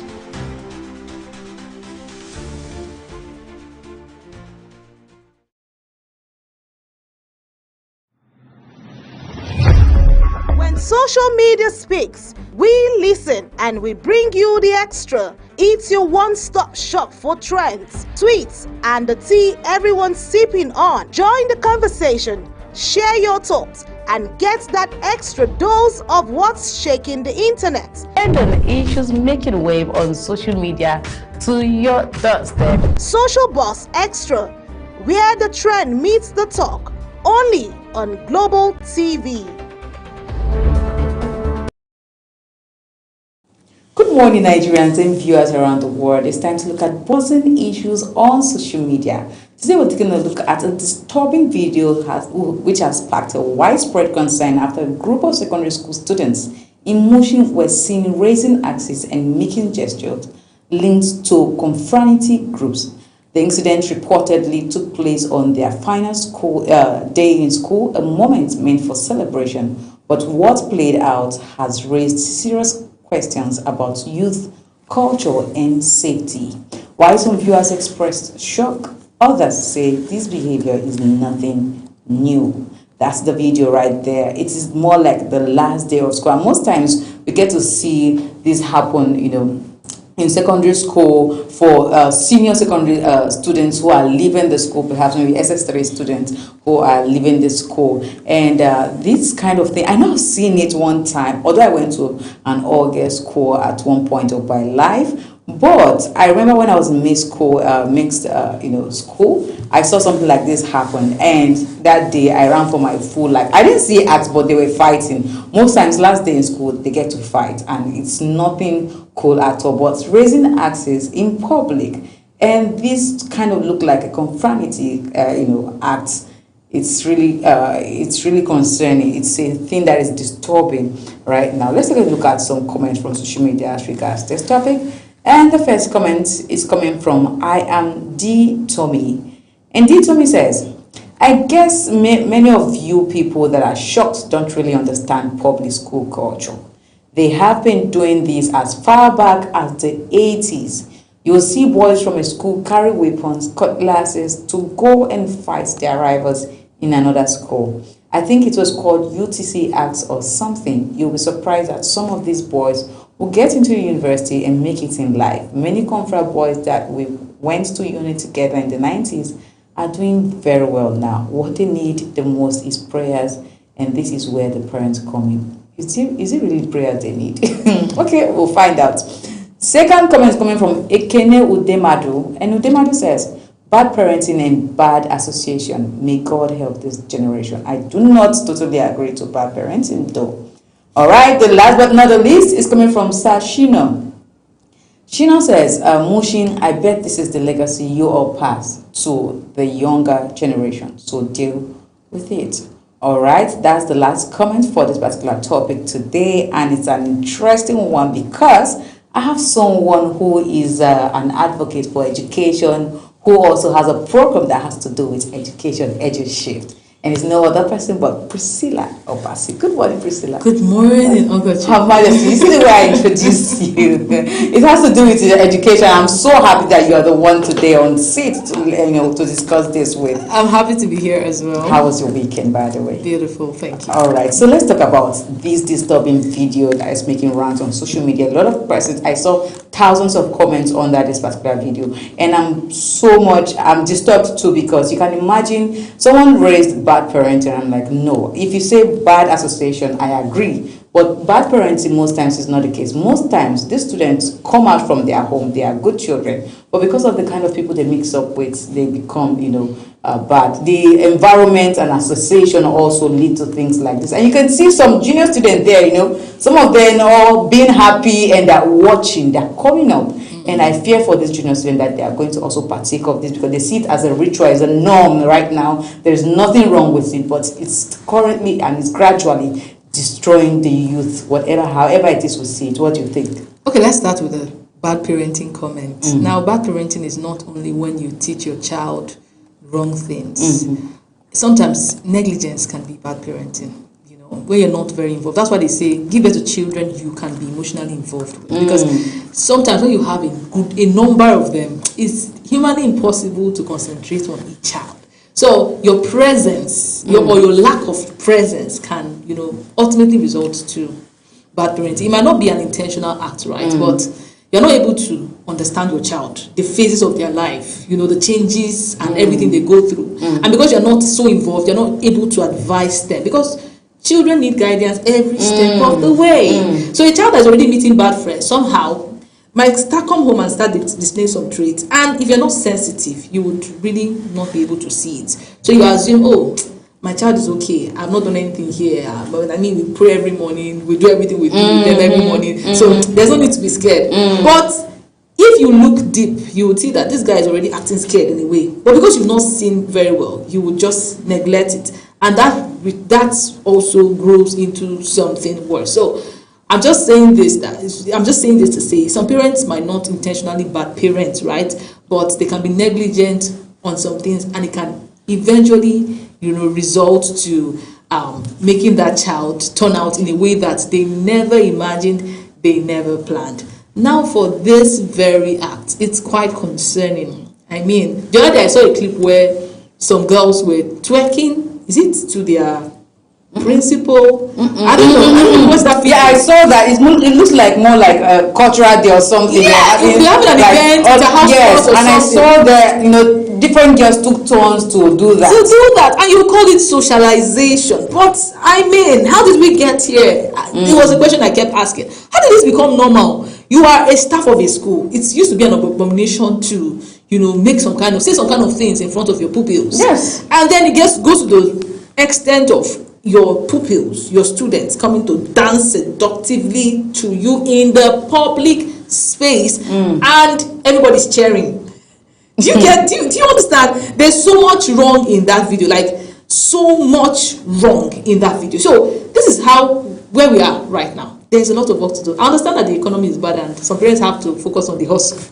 But if you hustle all the hustle, and what is there with you. If you hustle all the hustle, and at the end of the day you are panicking in your old age, what peace does that give to you, right? So you want to have a child that gives you joy in your old age, not the one that brings trouble and trouble and trouble to your life every second of the day. So parents need to understand that you need to balance this thing. Schools have a big role to play in character building because children spend more time in school environments than even their home, right? So you have holidays for one month max, and then you have the school session for over 3 months.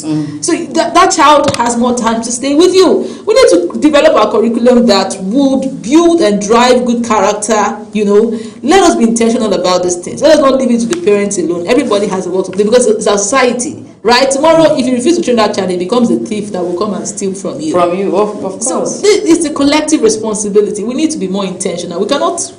I don't know what the Minister of Education is doing about this because it's quite... No. We cannot slide it. You can't say it's a social media trend. Let's start with the commissioner from Lagos State. Exactly. Please, we need to teach people lessons. They need to understand that this is wrong so that nobody does it again. They need to see that authorities come out and condemn this. Else, it becomes a practice. People say, oh, it has been done since 80s. What has been done? If this has been done, okay, what the authorities do about it is the question. So this is the time for the authorities to speak, to condemn it so that nobody does it again. And you think they're actually going to get like a solution because these things have been happening. You know, someone raised that comment and said, these things have been happening. These are foundations that have been laid. And he made mention of, you know, he used Mushin Secondary School as an example. He said, this is a foundation that has been laid for years, for decades, since the 80s and all of that. It has been happening with their fathers, their great-grandfathers and all of that. So do you think there would be a solution to these things if they started now? Exactly. Policies can drive change. I mean, there was a time where primary schools, there was so much force and buzz on graduation. We had the Ministry of Education come out to say we don't want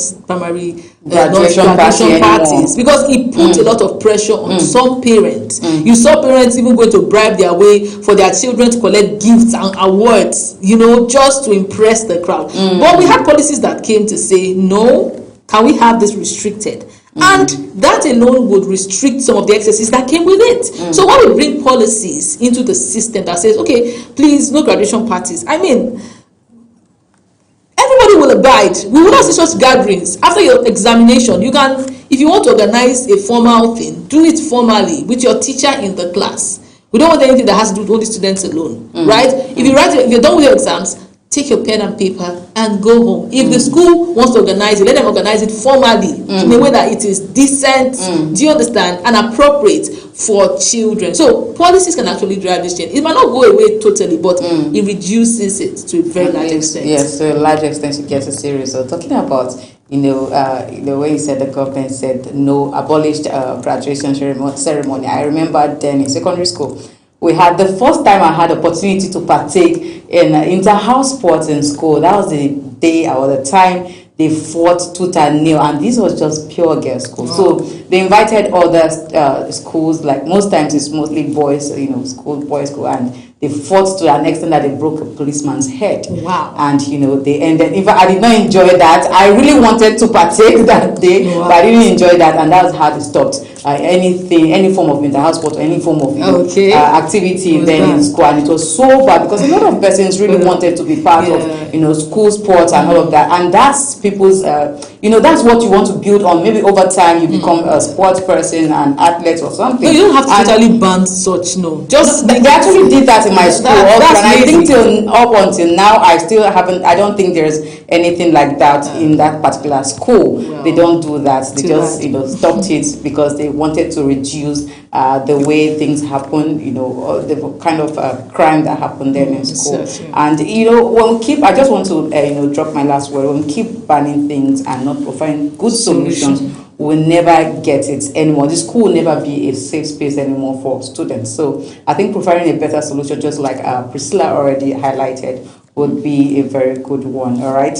Thank you so much, Priscilla, for your contribution to today's topic. I hope you out there as a parent and also as a student and pupil, you've learned a thing or two. You keep fighting and making your school, you know, unsafe for the other ones coming. They will abolish a lot of things. You will never enjoy school. School is supposed to be a place where we, you know, learn and also, you know, partake of activities. Both, you know, vocational activities and curriculum activities, okay? All right, as concerns rise, many are asking, where do we draw the line between culture, influence, and danger in our schools? Well, That's a question for you out there using the social media handles. Please be part of the conversation. And this is where we try the curtains for social buzz here on Global Morning. I'll be leaving in the hands of Priscilla and we as they'll usher us into the discussion section of Global Morning. Good morning once again, Nigeria and viewers around the world. I'm about to go Mogno. Bye for now. When social media speaks, we listen and we bring you the extra. It's your one-stop shop for trends, tweets, and the tea everyone's sipping on. Join the conversation, share your thoughts, and get that extra dose of what's shaking the internet. And on issues making wave on social media to your doorstep. Social Buzz Extra, where the trend meets the talk, only on Global TV. Wake up with Global Morning, your daily guide to what's happening and making the rounds. We delve into headlines, newspaper reviews, spot-on analysis, policies, current events, real talk, real issues that affect us all. From the latest trends to the debate, every topic, every angle, Global Morning is where it all starts.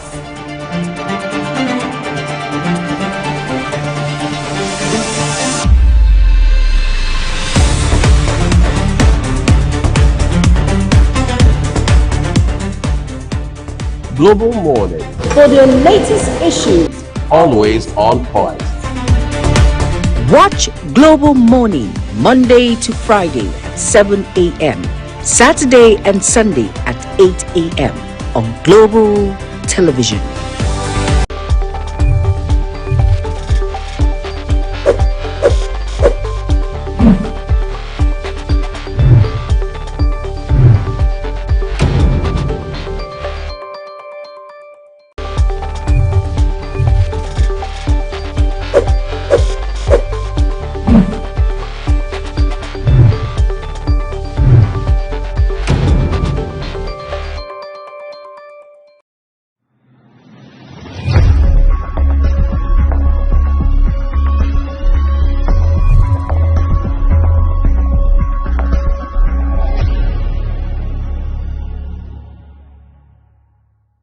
At Witchtech Cables, we don't just make cables, we deliver excellence. Our products are built with advanced technology, trusted for their unmatched quality and durability. With a wide range of cables, swift delivery, and continuous innovation, we stay ahead of the market demand. We are proudly Nigerian, fully indigenous, yet world-class. Backed by a professional team, strong technical support, and a deep commitment to customer satisfaction, Witchtech Cables is more than a brand, it's a promise. Witchtech Cables, quality cables better than the best.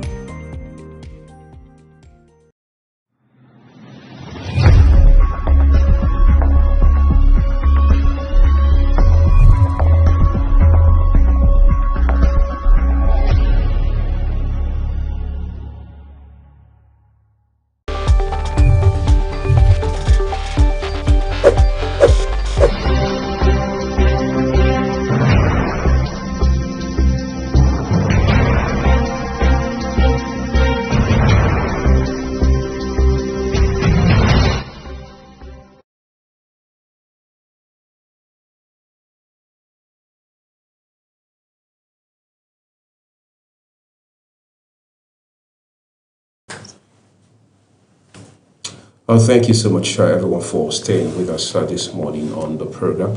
It turns out, well, there's no better time to return to politics this new week that has just started today and bring you some of the highlights regarding the political developments in our dear nation, Nigeria. Whether you're looking at it from the side of the incumbency, which is the government in power today, the APC-led government, federal government in particular, or you're saying let's turn to the opposition and see what's happening there, because both sides will matter going into 2027. What you do realize is that there's so much of drama going on right now, and that drama has now been further extended by the speech delivered by President Bola Tinubu just a couple of days ago. That very delivery, many people say, has become more like adrenaline for the APC leaders, especially those who were in the room while the president spoke. On the part of the opposition, it's trying to find some sort of platform still, because while, yes, the case of ADC is in court,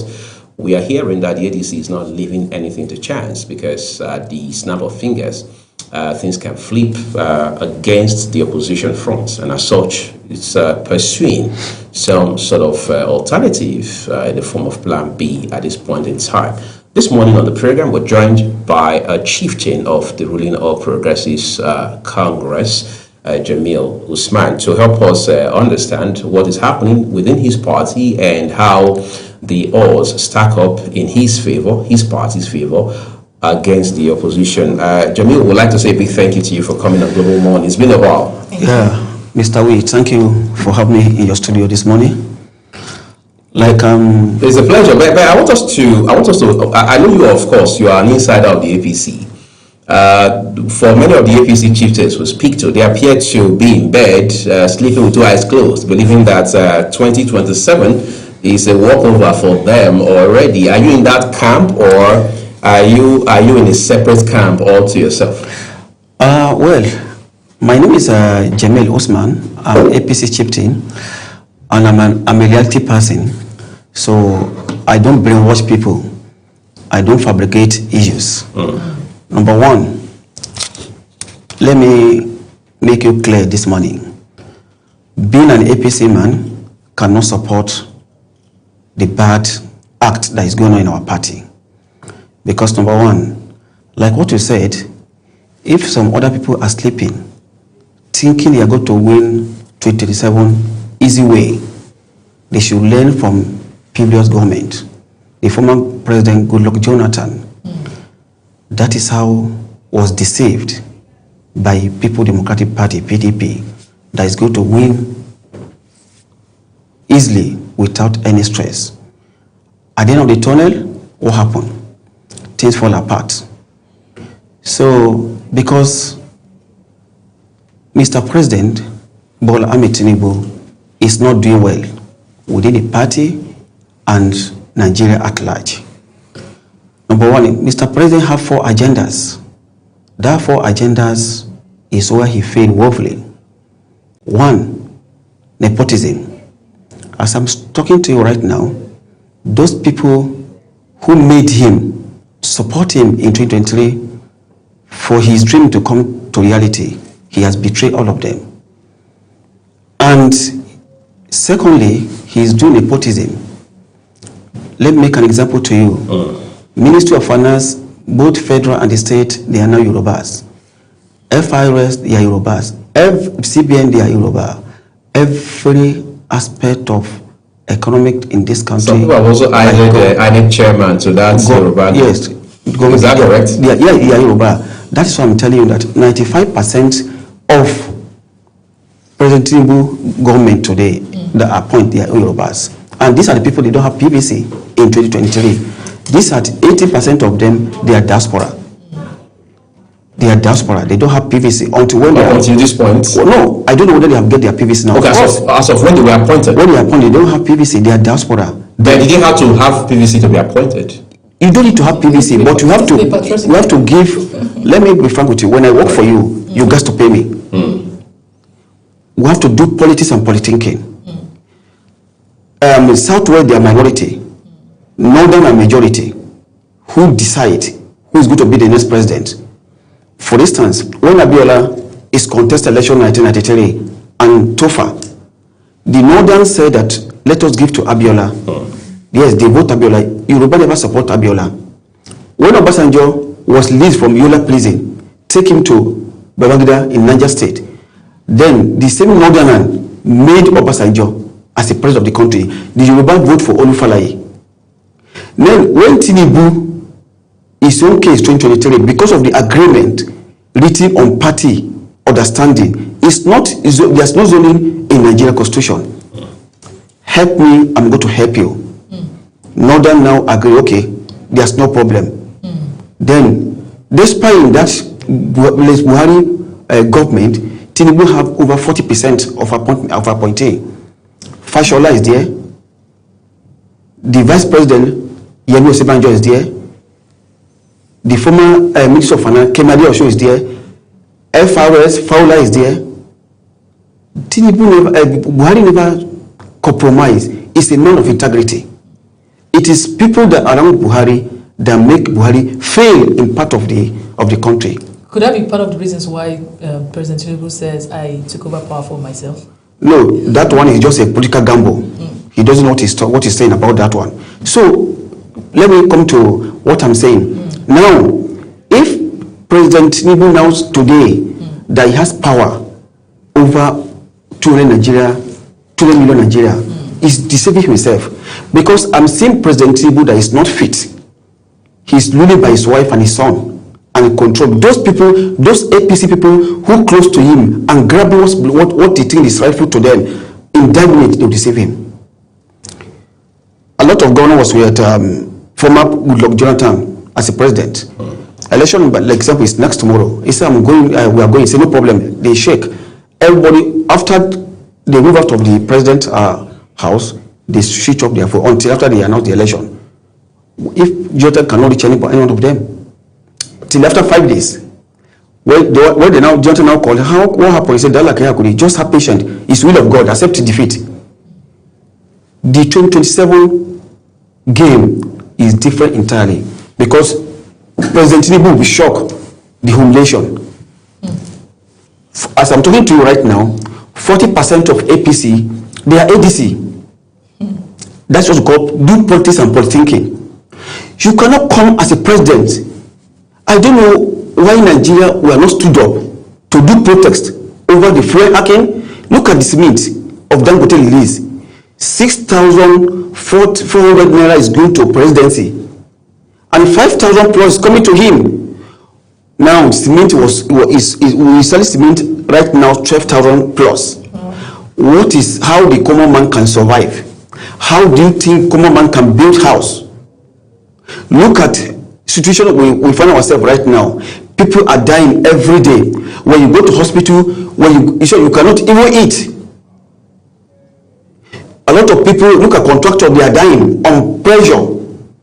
They are not paying them. And look at, with less than about 3 years, President Tinubu has borrowed over almost 200 trillion. To do what?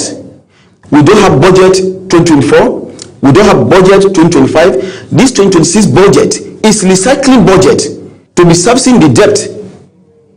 Is this how to govern?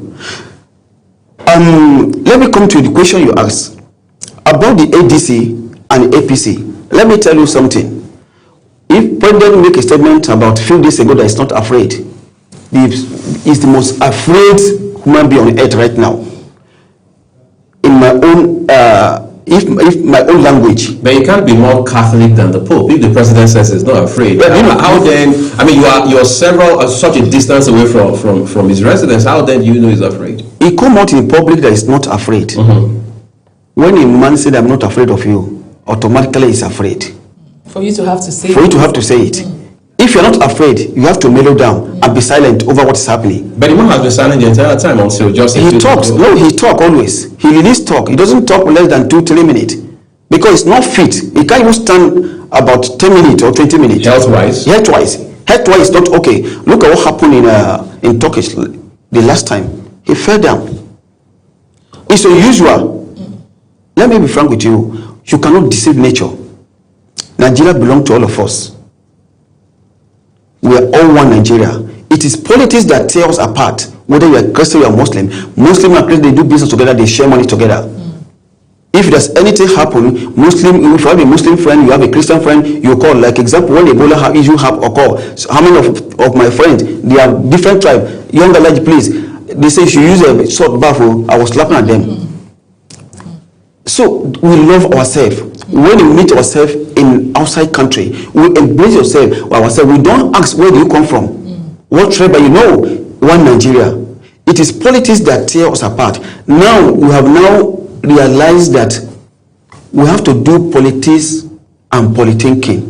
We all need ourselves collectively. Before proceed, like Jerome saying, I want to ask a question because you're not the first to say this. There are people who have said that there are fifth columnists, there are moles inside APC. Yes, the IPC cards carry members, some of them are even leading members of the party, but they are not with the president, they are not with the party, especially as it has to do with 2027. This morning, just a few minutes ago, you have categorically said that 40%, I don't know by what metrics you got to that number, right? 40% of the people in the APC are actually in the ADC. Are you in that block? Mr. Wee, I cannot tell you.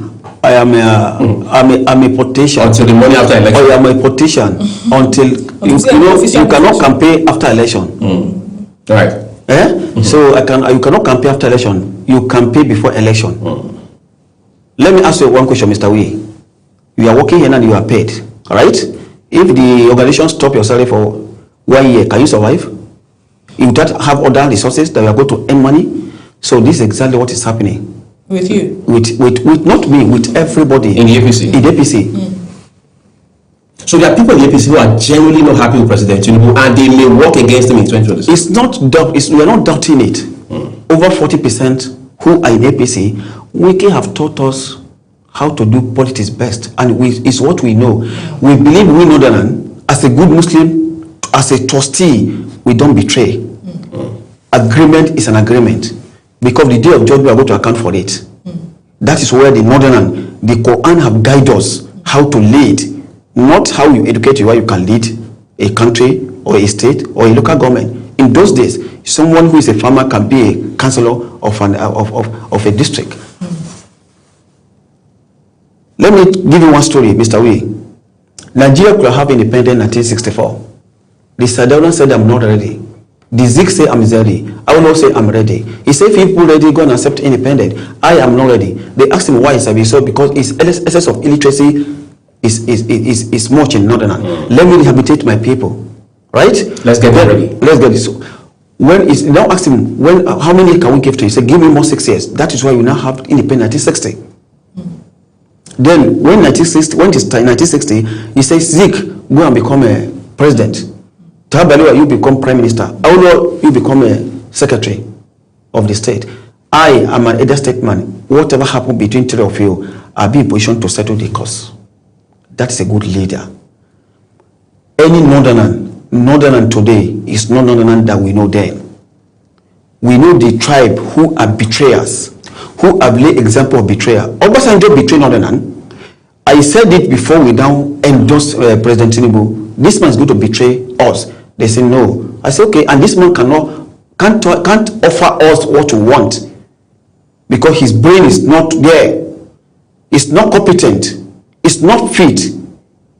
His mindset is going to be different than what we want as a Nigeria, as a country. They say no. I say no problem. After 3 months, everybody start calling me. I like what you say. It start happening. I say you guys never see anything. Today, see where we are. What is President Tinubu's issue? I know you have mentioned nepotism, for example. The same thing this country had accused the late president, former President Buhari of, that he was only appointing Northerners. Some people said he was only appointing Fulani people. At what point are we not going to have a president who is not appointing only their people? Mr. Wee, whoever sent President Buhari do nepotism, the person is a capital liar. The first 4 years of President Muhammadu Buhari, the Minister of Finance, Kemi Adeosun, from the Southwest. From the Southwest. The FRA Fowler, Southwest. Vice President Yemi Osibanjo, Minister of Works and Housing and Power, Fashola, and many more. Where is nepotism come here? So it's always about today revenue generating institutions. Yeah, today. Is that our focus, the revenue generating institutions? Yes, revenue generation institution is part, because number one, without revenue to support the budget, there's no way that the country can survive. There'll be financial gap. For financial gap. Because let me be frank with you, Britain are surviving by revenue. Right. Ireland are surviving by revenue. So many countries to support what's happening. But in our country here, the law is not working. You believe that when you have opportunity to be in a public office, you can siphon the fund. No one will ask you until when the EFCC. The EFCC as a body, the EFCC are corrupt because they are witch hunting. Today, part of nepotism, Fashola served under Buhari, whole 3 ministry, housing, works and power. And that was orchestrated by President Tinubu. President Buhari appointed Fashola. Right now, President Tinubu is witch hunting all the Northerners who made him to become president. we spare Yoruba people. No NC Yoruba have got to book. Is it not part of nepotism? Is it not part of wickedness? Then, do you expect that the same northern, they now decide to look at life issue of El-Rufai. El-Rufai stood up and fight for him, fought not, to the extent that, no, and President Tinubu is not coming back by his speech, that if I cannot give you power, I cannot do what people want, don't elect me. He said it publicly. Automatically, we don't have power. As I'm talking to you now, the state of Elisha Villa is already in solar. So, is this how Nigeria works? So, my own understanding and the little way I know how you can govern a country or a state, it is not this way. You understand? So, anybody who is trying to brainwash or who is trying to do anything anyhow, that person doesn't know what he's doing. Okay, I think Priscilla wants to ask a question at this point. Well, all he's saying just opens or points to the fact that, it just proves how the ADC has been fearless. It appears that there are some powers within, because you tell a party you're not registered and they keep doing what they're doing. As though they're not bothered. As though they're not bothered. So it just goes to say, maybe, just maybe, there are powers within the party that keeps assuring them and reassuring them that, don't worry, just keep doing what you do. We're solidly behind you. Nothing they happen into this point. Is that the case? Let me, in the issue of ADC, ADC have come to stay. Has it? ADC have come. Why did they run to the PRP the other time? Just about a week or so ago. Let me tell you something. You see, in politics, especially to succeed the sitting party, is a very difficult task. In 2015, 2014, when the same APC is doing their convention, they do it in Lagos. There's no space for them in the whole Abuja. Do you are aware of that? Then in the issue of INEC is joking because the law stated, this is the name they give to them, the David Mark and Ale Beshora, the chairman and the secretary they argue with. I don't know how Nigerian law works. There's nothing ADC is doing without any due process, because those people that form ADC, these are the people. They are not a stranger when it comes to party issues, when it comes to how to form a party or how to govern a country or how to debut and to succeed it. Tinubu knows. So the Nafiu issue, Nafiu is just, it's a small child. Politically or by age? Politically and by age, he has been used. It should not be a tool they are going to use to destabilize North. Used by whom? By APC. So you think the APC is using him as a tool? APC is using as a tool. Funding him to destabilize ADC. He can't do that. ADC has overpowered him because people that ADC, they are very learned and intellectual. They are very sound, politically otherwise. They just come in after they want to form a party. And that is why Tinubu knows the situation on ground now is not easy. That's why he just starts shouting that I'm not afraid. He's afraid. So you think that's me? He's afraid of him. And ADC, mark today, ADC will take over the power, take over from APC. That's bold. Incidentally, not today. ADC will take over power from APC. But you have the fear, or I won't say fear now, maybe concern, right? That if the Supreme Court judgment does not go in favor of the ADC and it loses the party, so to speak, the David Mark-led faction, would that not deepen the problems of that party? Number one, ADC has some mere issues. I'm sure they have already come to settle the issues. Now, as I'm talking to you now, they have made them to understand that our mission is not for us to fight. Yes, in normal circumstances, power, everybody loves power. I want to be. Not the money that inside that power. For you to be in control. For you to be in control. Even if you're a local government chairman, you see that you are number one in that local government. You have to start feeling pomposity and buga that this is me, nobody. But now, ADC have realized that their mission is a very serious mission to save Nigeria from the wolves. So they have to calm down. So all of a sudden, those in the APC are now the wolves? Yes, APC, they are wolves. Because they believe that, let me tell you something, is people believe that when you have opportunity to work an organization, you can siphon all the money. The more you accumulate wealth, the more responsibility is waiting for you. That is why we see so many billionaire children, there's nothing to write about. They take excess drugs, because if you're a middleman, you are not rich, you're not poor, you need to do your responsibility, check your children. The more you now eating people's money that made for 20 people, only you siphon it, we are going to meet responsibility over 100. You don't know where to go. ADC has come to stay. ADC is minority in the house right now. People are still decamping to ADC. There's a mission. There's a mission. So whether APC like it or not, ADC will take over from them the way APC took over power from PDP. In 2015. I think Priscilla wants to comment. Okay, I see a semblance with what we had, just as you mentioned, what we had during the Goodluck, tenure. Yes.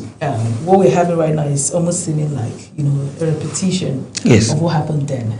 And then you see a pattern too. Some group of people come up and push a narrative, this person is, not making us secured, people are dying and all, kidnappings and everything. The same card that was played then, the same insecurity, is the same thing happening now. And aggrieved members too are coming to say we want to take Tinubu out of office. Is it not supposed to be concerning that we have the same group of politicians constantly changing narratives, switching from party to party and pushing that we have these people called wolves that want to take the next tenure, when it's not their turn, they say call the other people wolves. Are these same people able to really bring Nigeria to that place it should be? Don't you think the foundation is faulty? Don't you think the people that are pushing this motive are pushing from a place of selfishness and power drunkenness? Good. The question you asked me is a very simple question. We said Jonathan is not doing well in 2014, 2015. We now form collective idea to form APC, to merge ACN, AD from Lagos to succeed Goodluck Jonathan. The insecurity we are talking about is caused by politicians who have excess money, because no justice, no peace. Politicians believe that when I work for you, on his own idea, we have to pay him back on whatever the agreement that's signed between I and you. Is there usually a written physical agreement? Number one, word of mouth? No, the word of mouth is different. There's physical agreement. Okay. Like Goodluck said that time, he wrote an agreement unwritten that I'm going to do after finishing the late Iliadua tenure. The joint ticket. The joint ticket. He now said I'm going to do 4 years. Written. Tinubu, the same thing now. President Tinubu wrote an agreement. 4 years, I'm going to fix Nigeria. If I don't fix Nigeria, don't elect me. Who are parties to that agreement? You say what? Who are the parties to that agreement? Who are the parties to that agreement? Yes. Is party chieftain, party steward, people that matters. When the president signed that he would do 4 years. Well, within 4 years he would fix electricity. Yes, he said it. He said it publicly. He said it publicly. But was there an agreement, a written agreement? Automatically, there will be agreement in anybody. But that's an assumption. No assumption or no assumption. Are you privy to such an agreement? I cannot say. Okay, so we'll leave that in the realms of speculation. Let us leave as allegedly. In the rest of speculation. The rest of the say good. And he said it publicly. If I cannot fix electricity, don't elect me second time. Yes, that's the public domain. That's the public domain. Number two, insecurity that we are talking about. Lieutenant Abacha, the last general, he said it. He said any soldier need that last 48 hours, federal government involved. Look at recently, Apabio said that the insecurity will be okay after election 2027. If law is working, that speech alone, they could have impeached him immediately and prosecute him. But they believe that they are a seat of power. Nobody can ask them question. The insecurity caused by the same politician. The insecurity. Do you also think that it will be okay by 2027? 2027. Let me tell you some 2027. 2027. Whether he like it or not, whoever is coming to take over power from President Tinubu in 2027, automatically is going to solve the issue of insecurity. You know why? Because we have established that any president who is not performing better, it can easily deny of returning back. You can't do two tenor, which is we started from Goodluck Jonathan, and every karma is real. President Tinubu is afraid now. Who is the leader of protest? President Tinubu he started protesting since 1983. He started protest. Small thing come to media. Look at what he did to Goodluck Jonathan, sponsoring the pastors. Everybody against Jonathan in the street. Everybody is talking. Both imams, especially imam and pastor, they should come to the street to come and demonstrate that Jonathan is not working. Now, the same President Tinubu is afraid in return, forcing people, arresting people. No, you cannot be arresting people forever. Nothing lasts forever. Has he been arresting people? Of course, he has arrested so many people. Of course. Okay, what is fault of El-Rufai? Well, is it the one? Right, what is fault? It's the one that give order. If not, nobody can give order to arrest El-Rufai. Is El-Rufai innocent of the allegations? No, El-Rufai, they never find El-Rufai that. It's still a process. It's still a process. But the ICPC will not take a man to court without evidence. He has been charged already. I don't want us to go. How many months everybody will spend in ICPC before they can be able to see his fault? We are working in lawless country where there's no justice. Peace cannot prevail. Nigerian law is not working. Nigeria judiciary is what caused this chaos to us today. Because if the judiciary is not corrupt, they are working. I'm sure that if they sentence so many politicians who believe they can cause chaos in a country, do you think that everybody will sit up? Let me ask you this. Do you believe in rotational presidency? Do you believe that? Of course, I believe in rotational president. So you think power should remain in the South till 2031? No. But the rotation president, I believe in rotation on verbal agreement. Verbal agreement? Yes. That Mr. Wee, I want you to support me. Let me use your tools to join my tools so that I can be able to conquer these issues. So when I succeeded, I'm going to support you. Because number one, before you support me, you have to tell me your interest. Your interest paramount to you and I. It is left for me if I betray you. So, Nigeria forget to sign law that rotation is very important. Because one, if that law can be signed, any party you come out from, you are going to spend 8 years. Nobody will disturb you, whether good or bad. But no, it is understanding agreement. Gentleman agreement. So that gentleman agreement can be breached.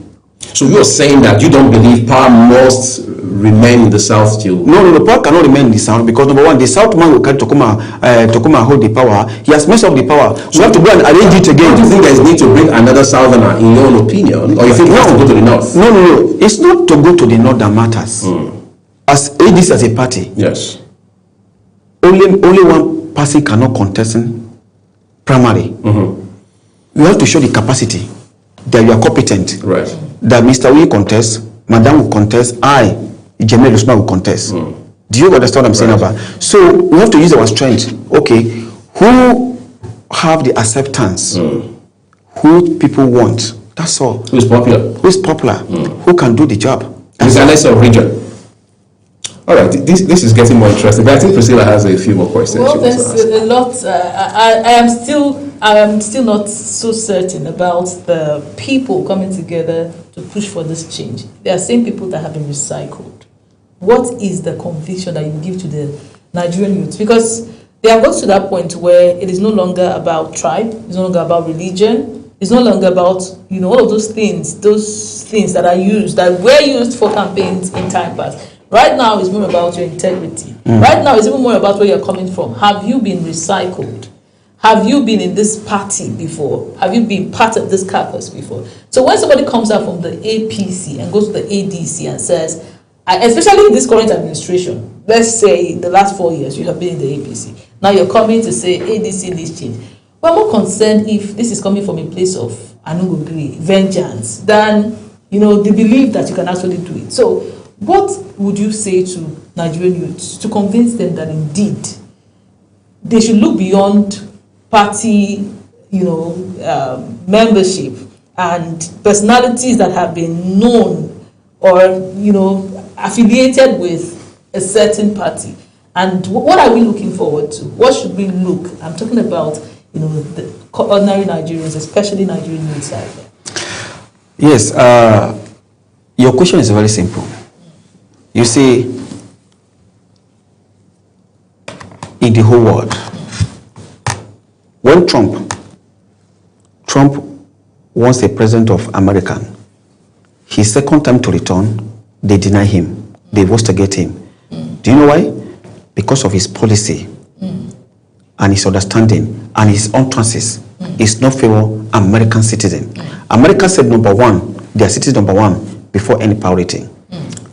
And we have fear. Not everybody have the fear of God. President Tinubu, his element is not scared anybody. It's not fear. We have a fear element and we have a big element. Character is not the same. So can we talk about character? I want us to focus on, supporters of whatever government that wants to come take over. I'm coming to that place. Okay. Assuming that in ADC, we have Peter Obi, Kwankwaso, Atiku. We have Atiku, Peter Obi, Kwankwaso, and Amechi. These are the four big fish. They are looking for ADC ticket, right? Good and fine. The four of them are going for primary. Whoever won ticket of ADC is going to pilot ADC affair to take over the power in 2027. Let me tell you something. Everybody have his own antecedent. Those four men that I mentioned, everybody have tasted power. Some of them are governors, almost all of them are governors. It's only Atiku who is the vice president of Federal Republic of Nigeria. They talk about in 1999 to 2006. 2007. We have seen their antecedents. Let me talk a few things. Obi is a very good candidate to some people who understand. And when you checkmate how Obi ruled Anambra State, Obi has companies in abroad. Yes, almost all his companies are abroad. It's only cash and carry that I notice. Atiku, as a vice president, has company, university in Yola, American University in Yola, Intel, which is Atiku staff. There are more than 10,000 staff that work in Atiku company. That one save Nigeria, because everybody cannot work in a government. You have to work in a private firm. We have to think about antecedent of someone before you now say, okay, this person what to vote for. Yes, they are all the same feathers, but fair than each other's. Who have the fear of God. Atiku can guided, if Atiku, as well, I'm not Atiku will be next president of this country. If Atiku emerge as a president of this country, Atiku can be guided from either statement or not. They can call him to order. Like sometime Buhari was called to order. The Emir of Katsina, Yusuf Sokoto, called Buhari, have meeting. Then, who can call President Ahmed Tinubu to order? Who can you report? This a man does not respect institution. He doesn't look where you come from. He doesn't look your eye. So who can call him to order? We have classless politician today who does not have integrity. So why did we look at all these things before allowing him campaign 2023 and becoming president? Why didn't we look at the fact that he cannot be called to order? Why are we just realizing it now? Number one, if somebody is sick, it is only you and your wife that you know you're sick. There's a sickness you cannot pronounce out. Do you know that? Until when it is public to men. We believe that Tinubu can be able to solve Nigeria's situation according to what he said. Because one, there was a belief in him. Yes. Where did that belief come from? Because of the companies and everything he owns? No, it's and not. What has changed? No. What has changed? No, like someone like me, I understood because I spent more time in Lagos. I understand how Tinubu knew Lagos. Because Tinubu changed his deputy governor twice. Because what he's doing is not right. If you want to talk, he will disown you. He will use the money to work against you. He will use the money to send to assembly and state of assembly. They will impeach you. You have impeached 2 governors, which he's tried to do it with Shetima. He have to his deputy governor. There was the governor of Lagos. Lagos as a country, the laws works. The law works in Lagos. The judges that work in Lagos, they straight the record of the law. So when you offend the law, you have to face the reality, penalty. That's what Tinubu used. I said it in the meeting to the people. Did you support him 2023? I want to know. 2023? Yes. Of course, number one. If you are a politician, all of this, hold on, number one. There's not only you cannot fight thousands of people because the majority carry the vote. As a party person, as a party steward, I have to support my party because in politics, party number one before you talk about others. But in my own understanding, human being welfare is what paramount to me before talk about party. So are you not still in the party now? Of course, I'm in APC. The party is still going for Tinubu. So what has changed? Why are you going against him? Because I want him to retrieve his step and change his narrative. That for 2 years to 3 years now, Nigeria is not smiling. It is not all about me. It's about Nigeria and APC 2027. Why do I feel like a lot of politicians are playing this card of if you criticize the government, somehow the attention comes to you, and then maybe opportunities also come along. Just like we had with Reno and we have some politicians who are very integrity. Myself, I'm an integrity person. Tinubu has spent almost 3 years now. I don't care whether you call me or not. I have my business I'm doing legitimately. I have a lot of things. I have a orphanage home that I'm taking care of. I have my own responsibility. I pay bills. Normally, if I work and I made money, how I pay my tithe, I have to carry money to all the hospital. Almost all the hospital in Abuja, they know me. If you are sick, if anything happened to you, I have an orphanage home in Life Camp in Buhari. Because the difference between big and poor is just privilege. To God who made me, I'm not the type of person you think of. No, I'm not. Don't compare me with Fani Kayode or others. I'm different with them because number one, where I'm coming from is different. My own Quran have guided me. There's the difference between poor and big is just a privilege. When you have the privilege, exploit in the right way. So I don't talk too much. If you give me privilege, I will tell you reality. Because the day of judgment, I'm going to account for whatever I said. Every leader is going to account for whatever he did, whether you like it or not.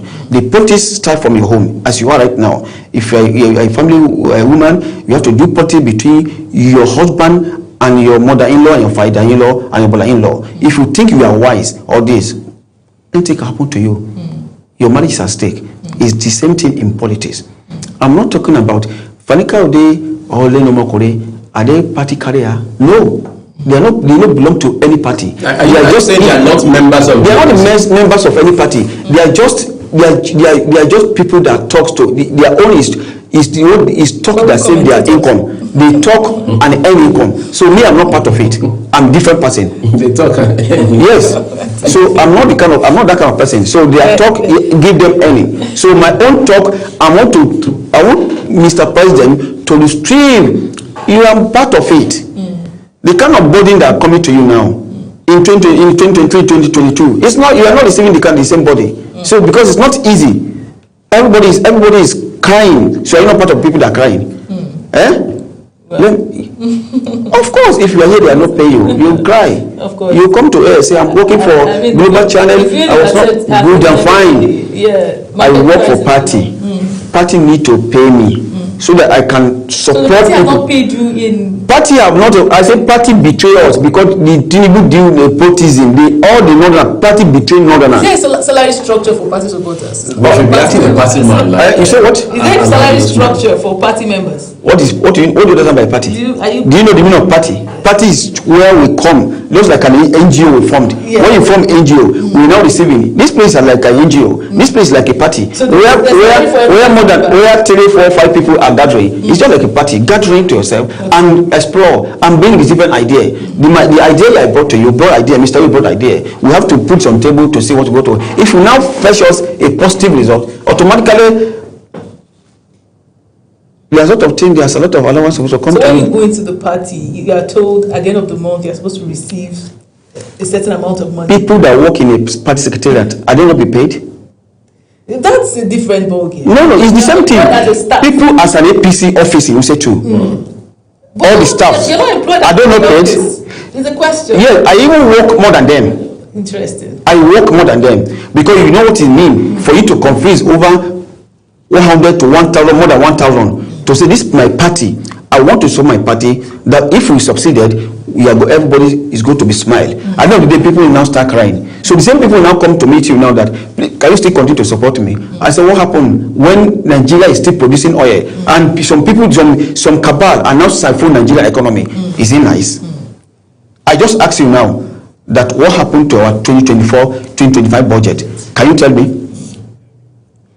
2026 budget is recycling budget, whereas to servicing our debt.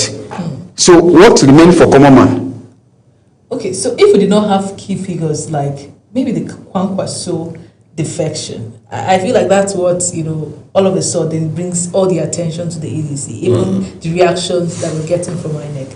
And the members of the APC that are aligning towards ADC. There is some force that suddenly came into the party and everybody is trying to gravitate towards it. Do you think the Kwankwaso movement made that difference? Good and fine. If we check Kwankwaso record, he has straight record in Kano.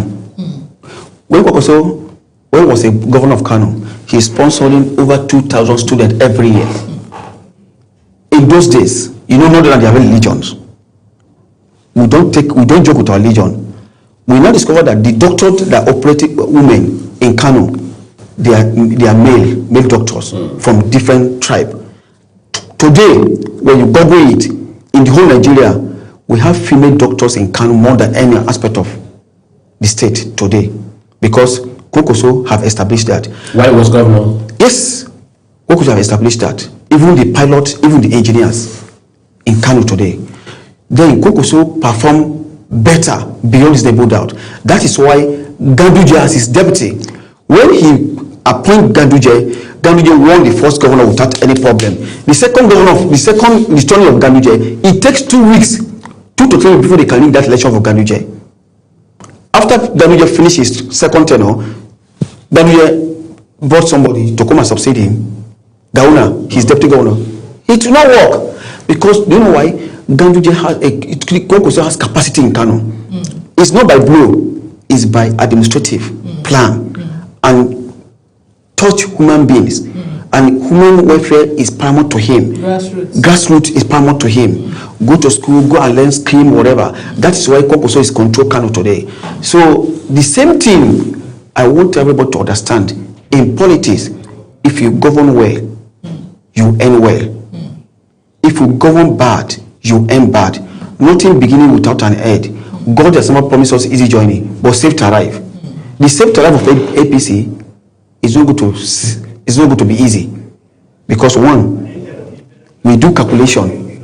When we do calculation, we do politics and politicking. And perhaps if you see the last election in 2023, it took around 3 a.m. before they can announce election. You know why? They have to start consulting. Mr. Uyi, Madam, let me talk to you so that please let us this or that on gentleman. That's why they can be able to announce it. Atiku has capacity in South and Southwest and Southeast. Atiku have turned politics to that extent. Is it by blow? People believe in Atiku. In 2003, so many governors come to Atiku. Obasanjo doesn't know what he's doing, take over the power from him. Do you know why? Because of Atiku, he's a core politician. He do politics and politicking. Whatever, if you are Atiku exchange hand, nobody, your left hand, and he doesn't know what your right hand. He's discreet. God bless you. So because that is what we call politics and politicking. It is not by blow. Say, Mr. If you don't support me, I'm come after you. Those who use assassin, you want to use intimidate people, they are not popular. They are just element of politician. There are people watching now who may feel you belong to a sort of group of people in the APC who feel disgruntled that they have neither been compensated one way or another. For example, they've not been given appointments, they've not been given contracts, and to that extent, yes, they say, well, yes, salary. So to that extent, they say, well, the party does not carry us along, and as such, we don't feel belongs in the party. Is that not the impression you give when you? No, see, if you notice all my analysis, if God have not sent it to me, there's no you can give me. Everybody have his own way of earning, whether negative or positive. The day you discover your talent is beginning of your poverty reducing. Nothing comes that easy, except even for us to be breathing, it's not easy, an easy task. But one thing I'm advising Mr. President to do is for him to retrieve his step back. One party system cannot work in Nigeria. It has never happened and it can never happen. Do you think that's what President Tinubu is doing? Yes, it's one party system. We want only him to contest and win election. How will it feel if you don't have any position, can you to challenge you so that you can sit up? Then how do you feel? It can never happen. Even in America, America have a two-party system that in America. Republican, Democrat. Yeah, those are the major ones. Major ones. So we have small parties, but normally, let Mr. President retrieve his step, because I'm not seeing Mr. President, because I interact with him then when he was campaigning, but I see him as somebody who have the feeling, but automatically they have grabbed him. His wife and his son is now more relevant in Nigeria. People complain that Buhari did not carry his wife along. As a matter of fact, he removed the office of the First Lady. First Lady, right. Yes, but we now see a president that is trying to carry, number one, it's not the thing in any way should have office of First Lady. It's an illegal. So it's not in Nigerian constitution. You prefer that system of Buhari? Of course, now that's why, let me tell you something. Today, he has a First Lady office. The same First Lady who is causing chaos for him, who is brainwashing him that everything is well, where it's not well. I want to ask you a question. Yes, go ahead. President Buhari, I beg your pardon, President Bola Ahmed Tinubu decides to send for you today and maybe pay you the salaries, compensate you for all the efforts. Will your opinion change in any way? Let me be frank with you. There's a spit outside, there's a blood inside, right? Good. When you're vomiting blood, automatically the person is not healthy. You have to visit hospital. If President Tinubu called me today, what is my problem? To God who made me and you, I will state it the way I stated now. Say, Mr. President, you promised when we were campaign electricity. No. Now we have betrayed us.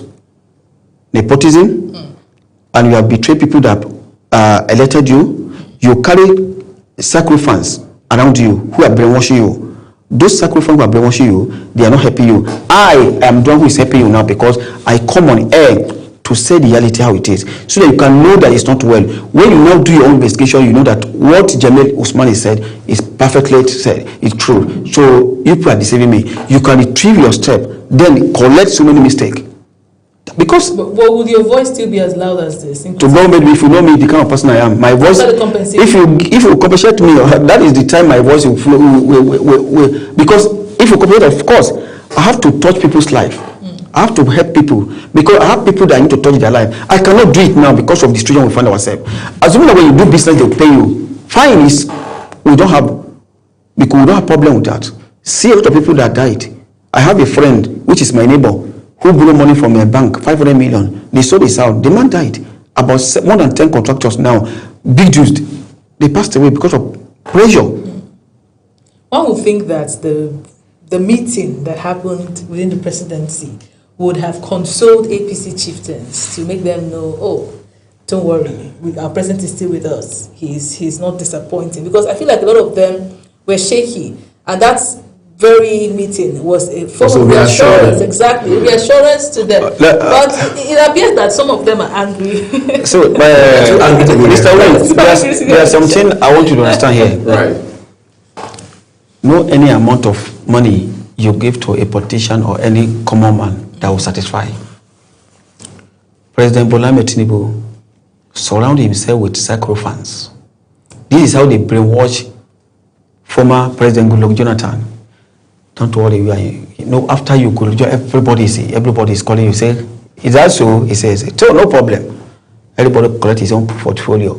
As you are going out off your phone, the day when election is up to 5 days, president will shock himself. This is Nigeria versus APC. Nigeria is not smiling. Look at the whole president who get the armor tank or travel to Jos, stand in airport.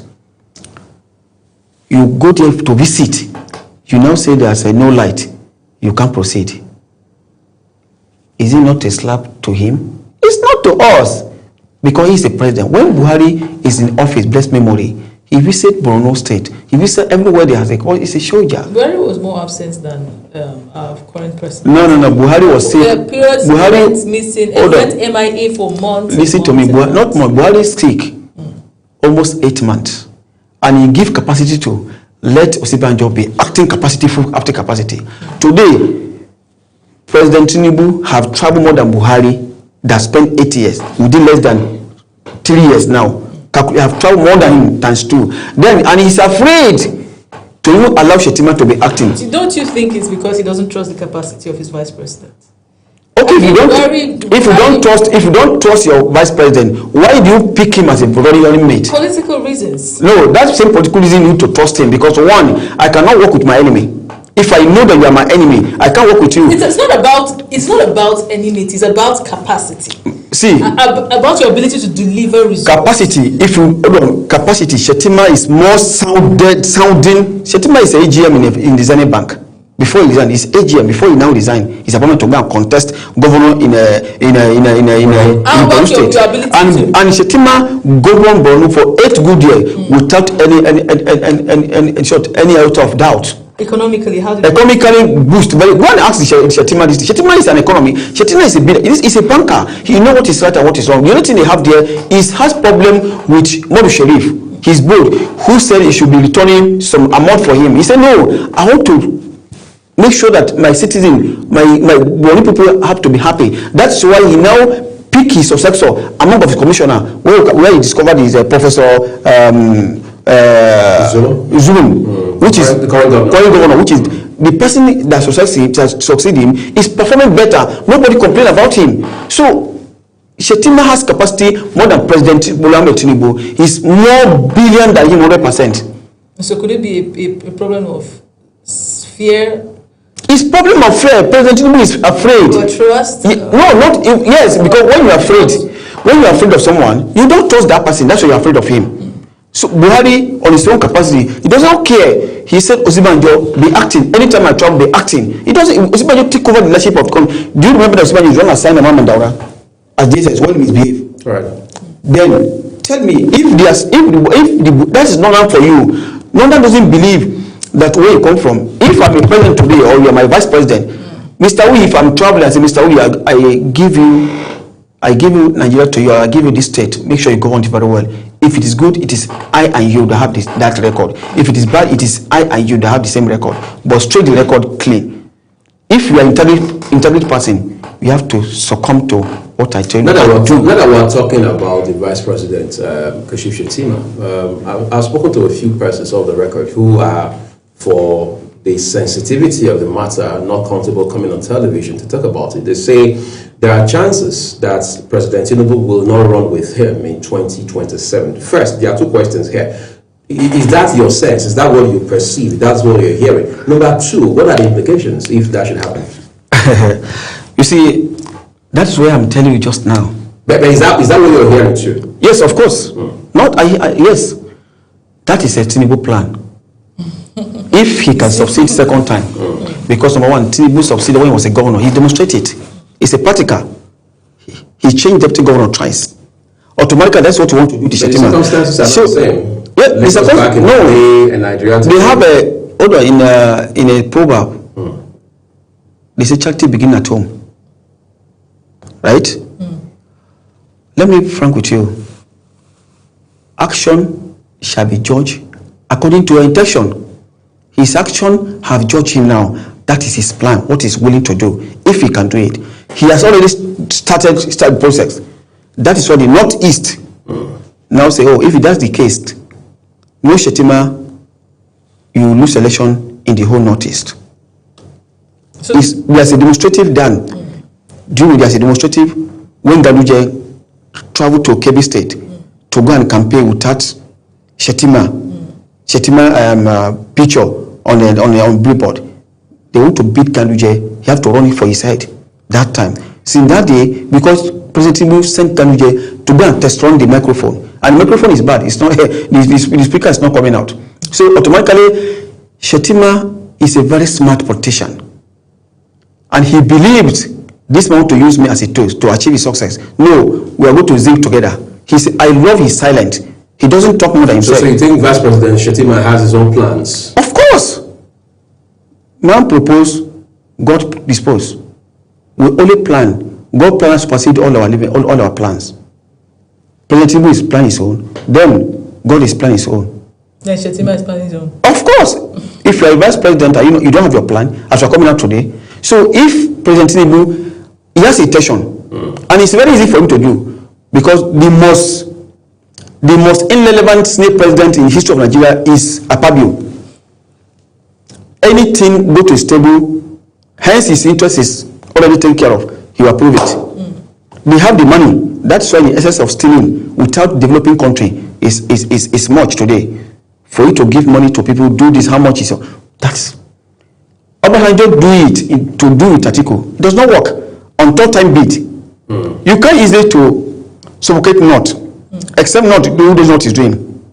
Because why? They are like this. They don't care.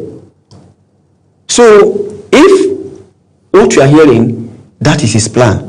Not even allegedly, because he has already demonstrated. What are the implications? What will it mean in 2027 for Tinubu, for the APC, and for the North as well? Do you know, politics is a mathematics that are called algebra.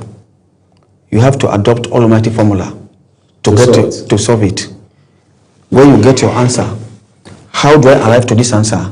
It is when you start working it out. So we as a layman, as a lay people, we already work our mathematics. We have seen it. They are in physics, you also call single pendulum. In physics, you also call single pendulum. We have to adopt Archimedes principle for you to get that single pendulum right. So life is an Archimedes principle. So we have to adopt single pendulum so that we can to get sculptural.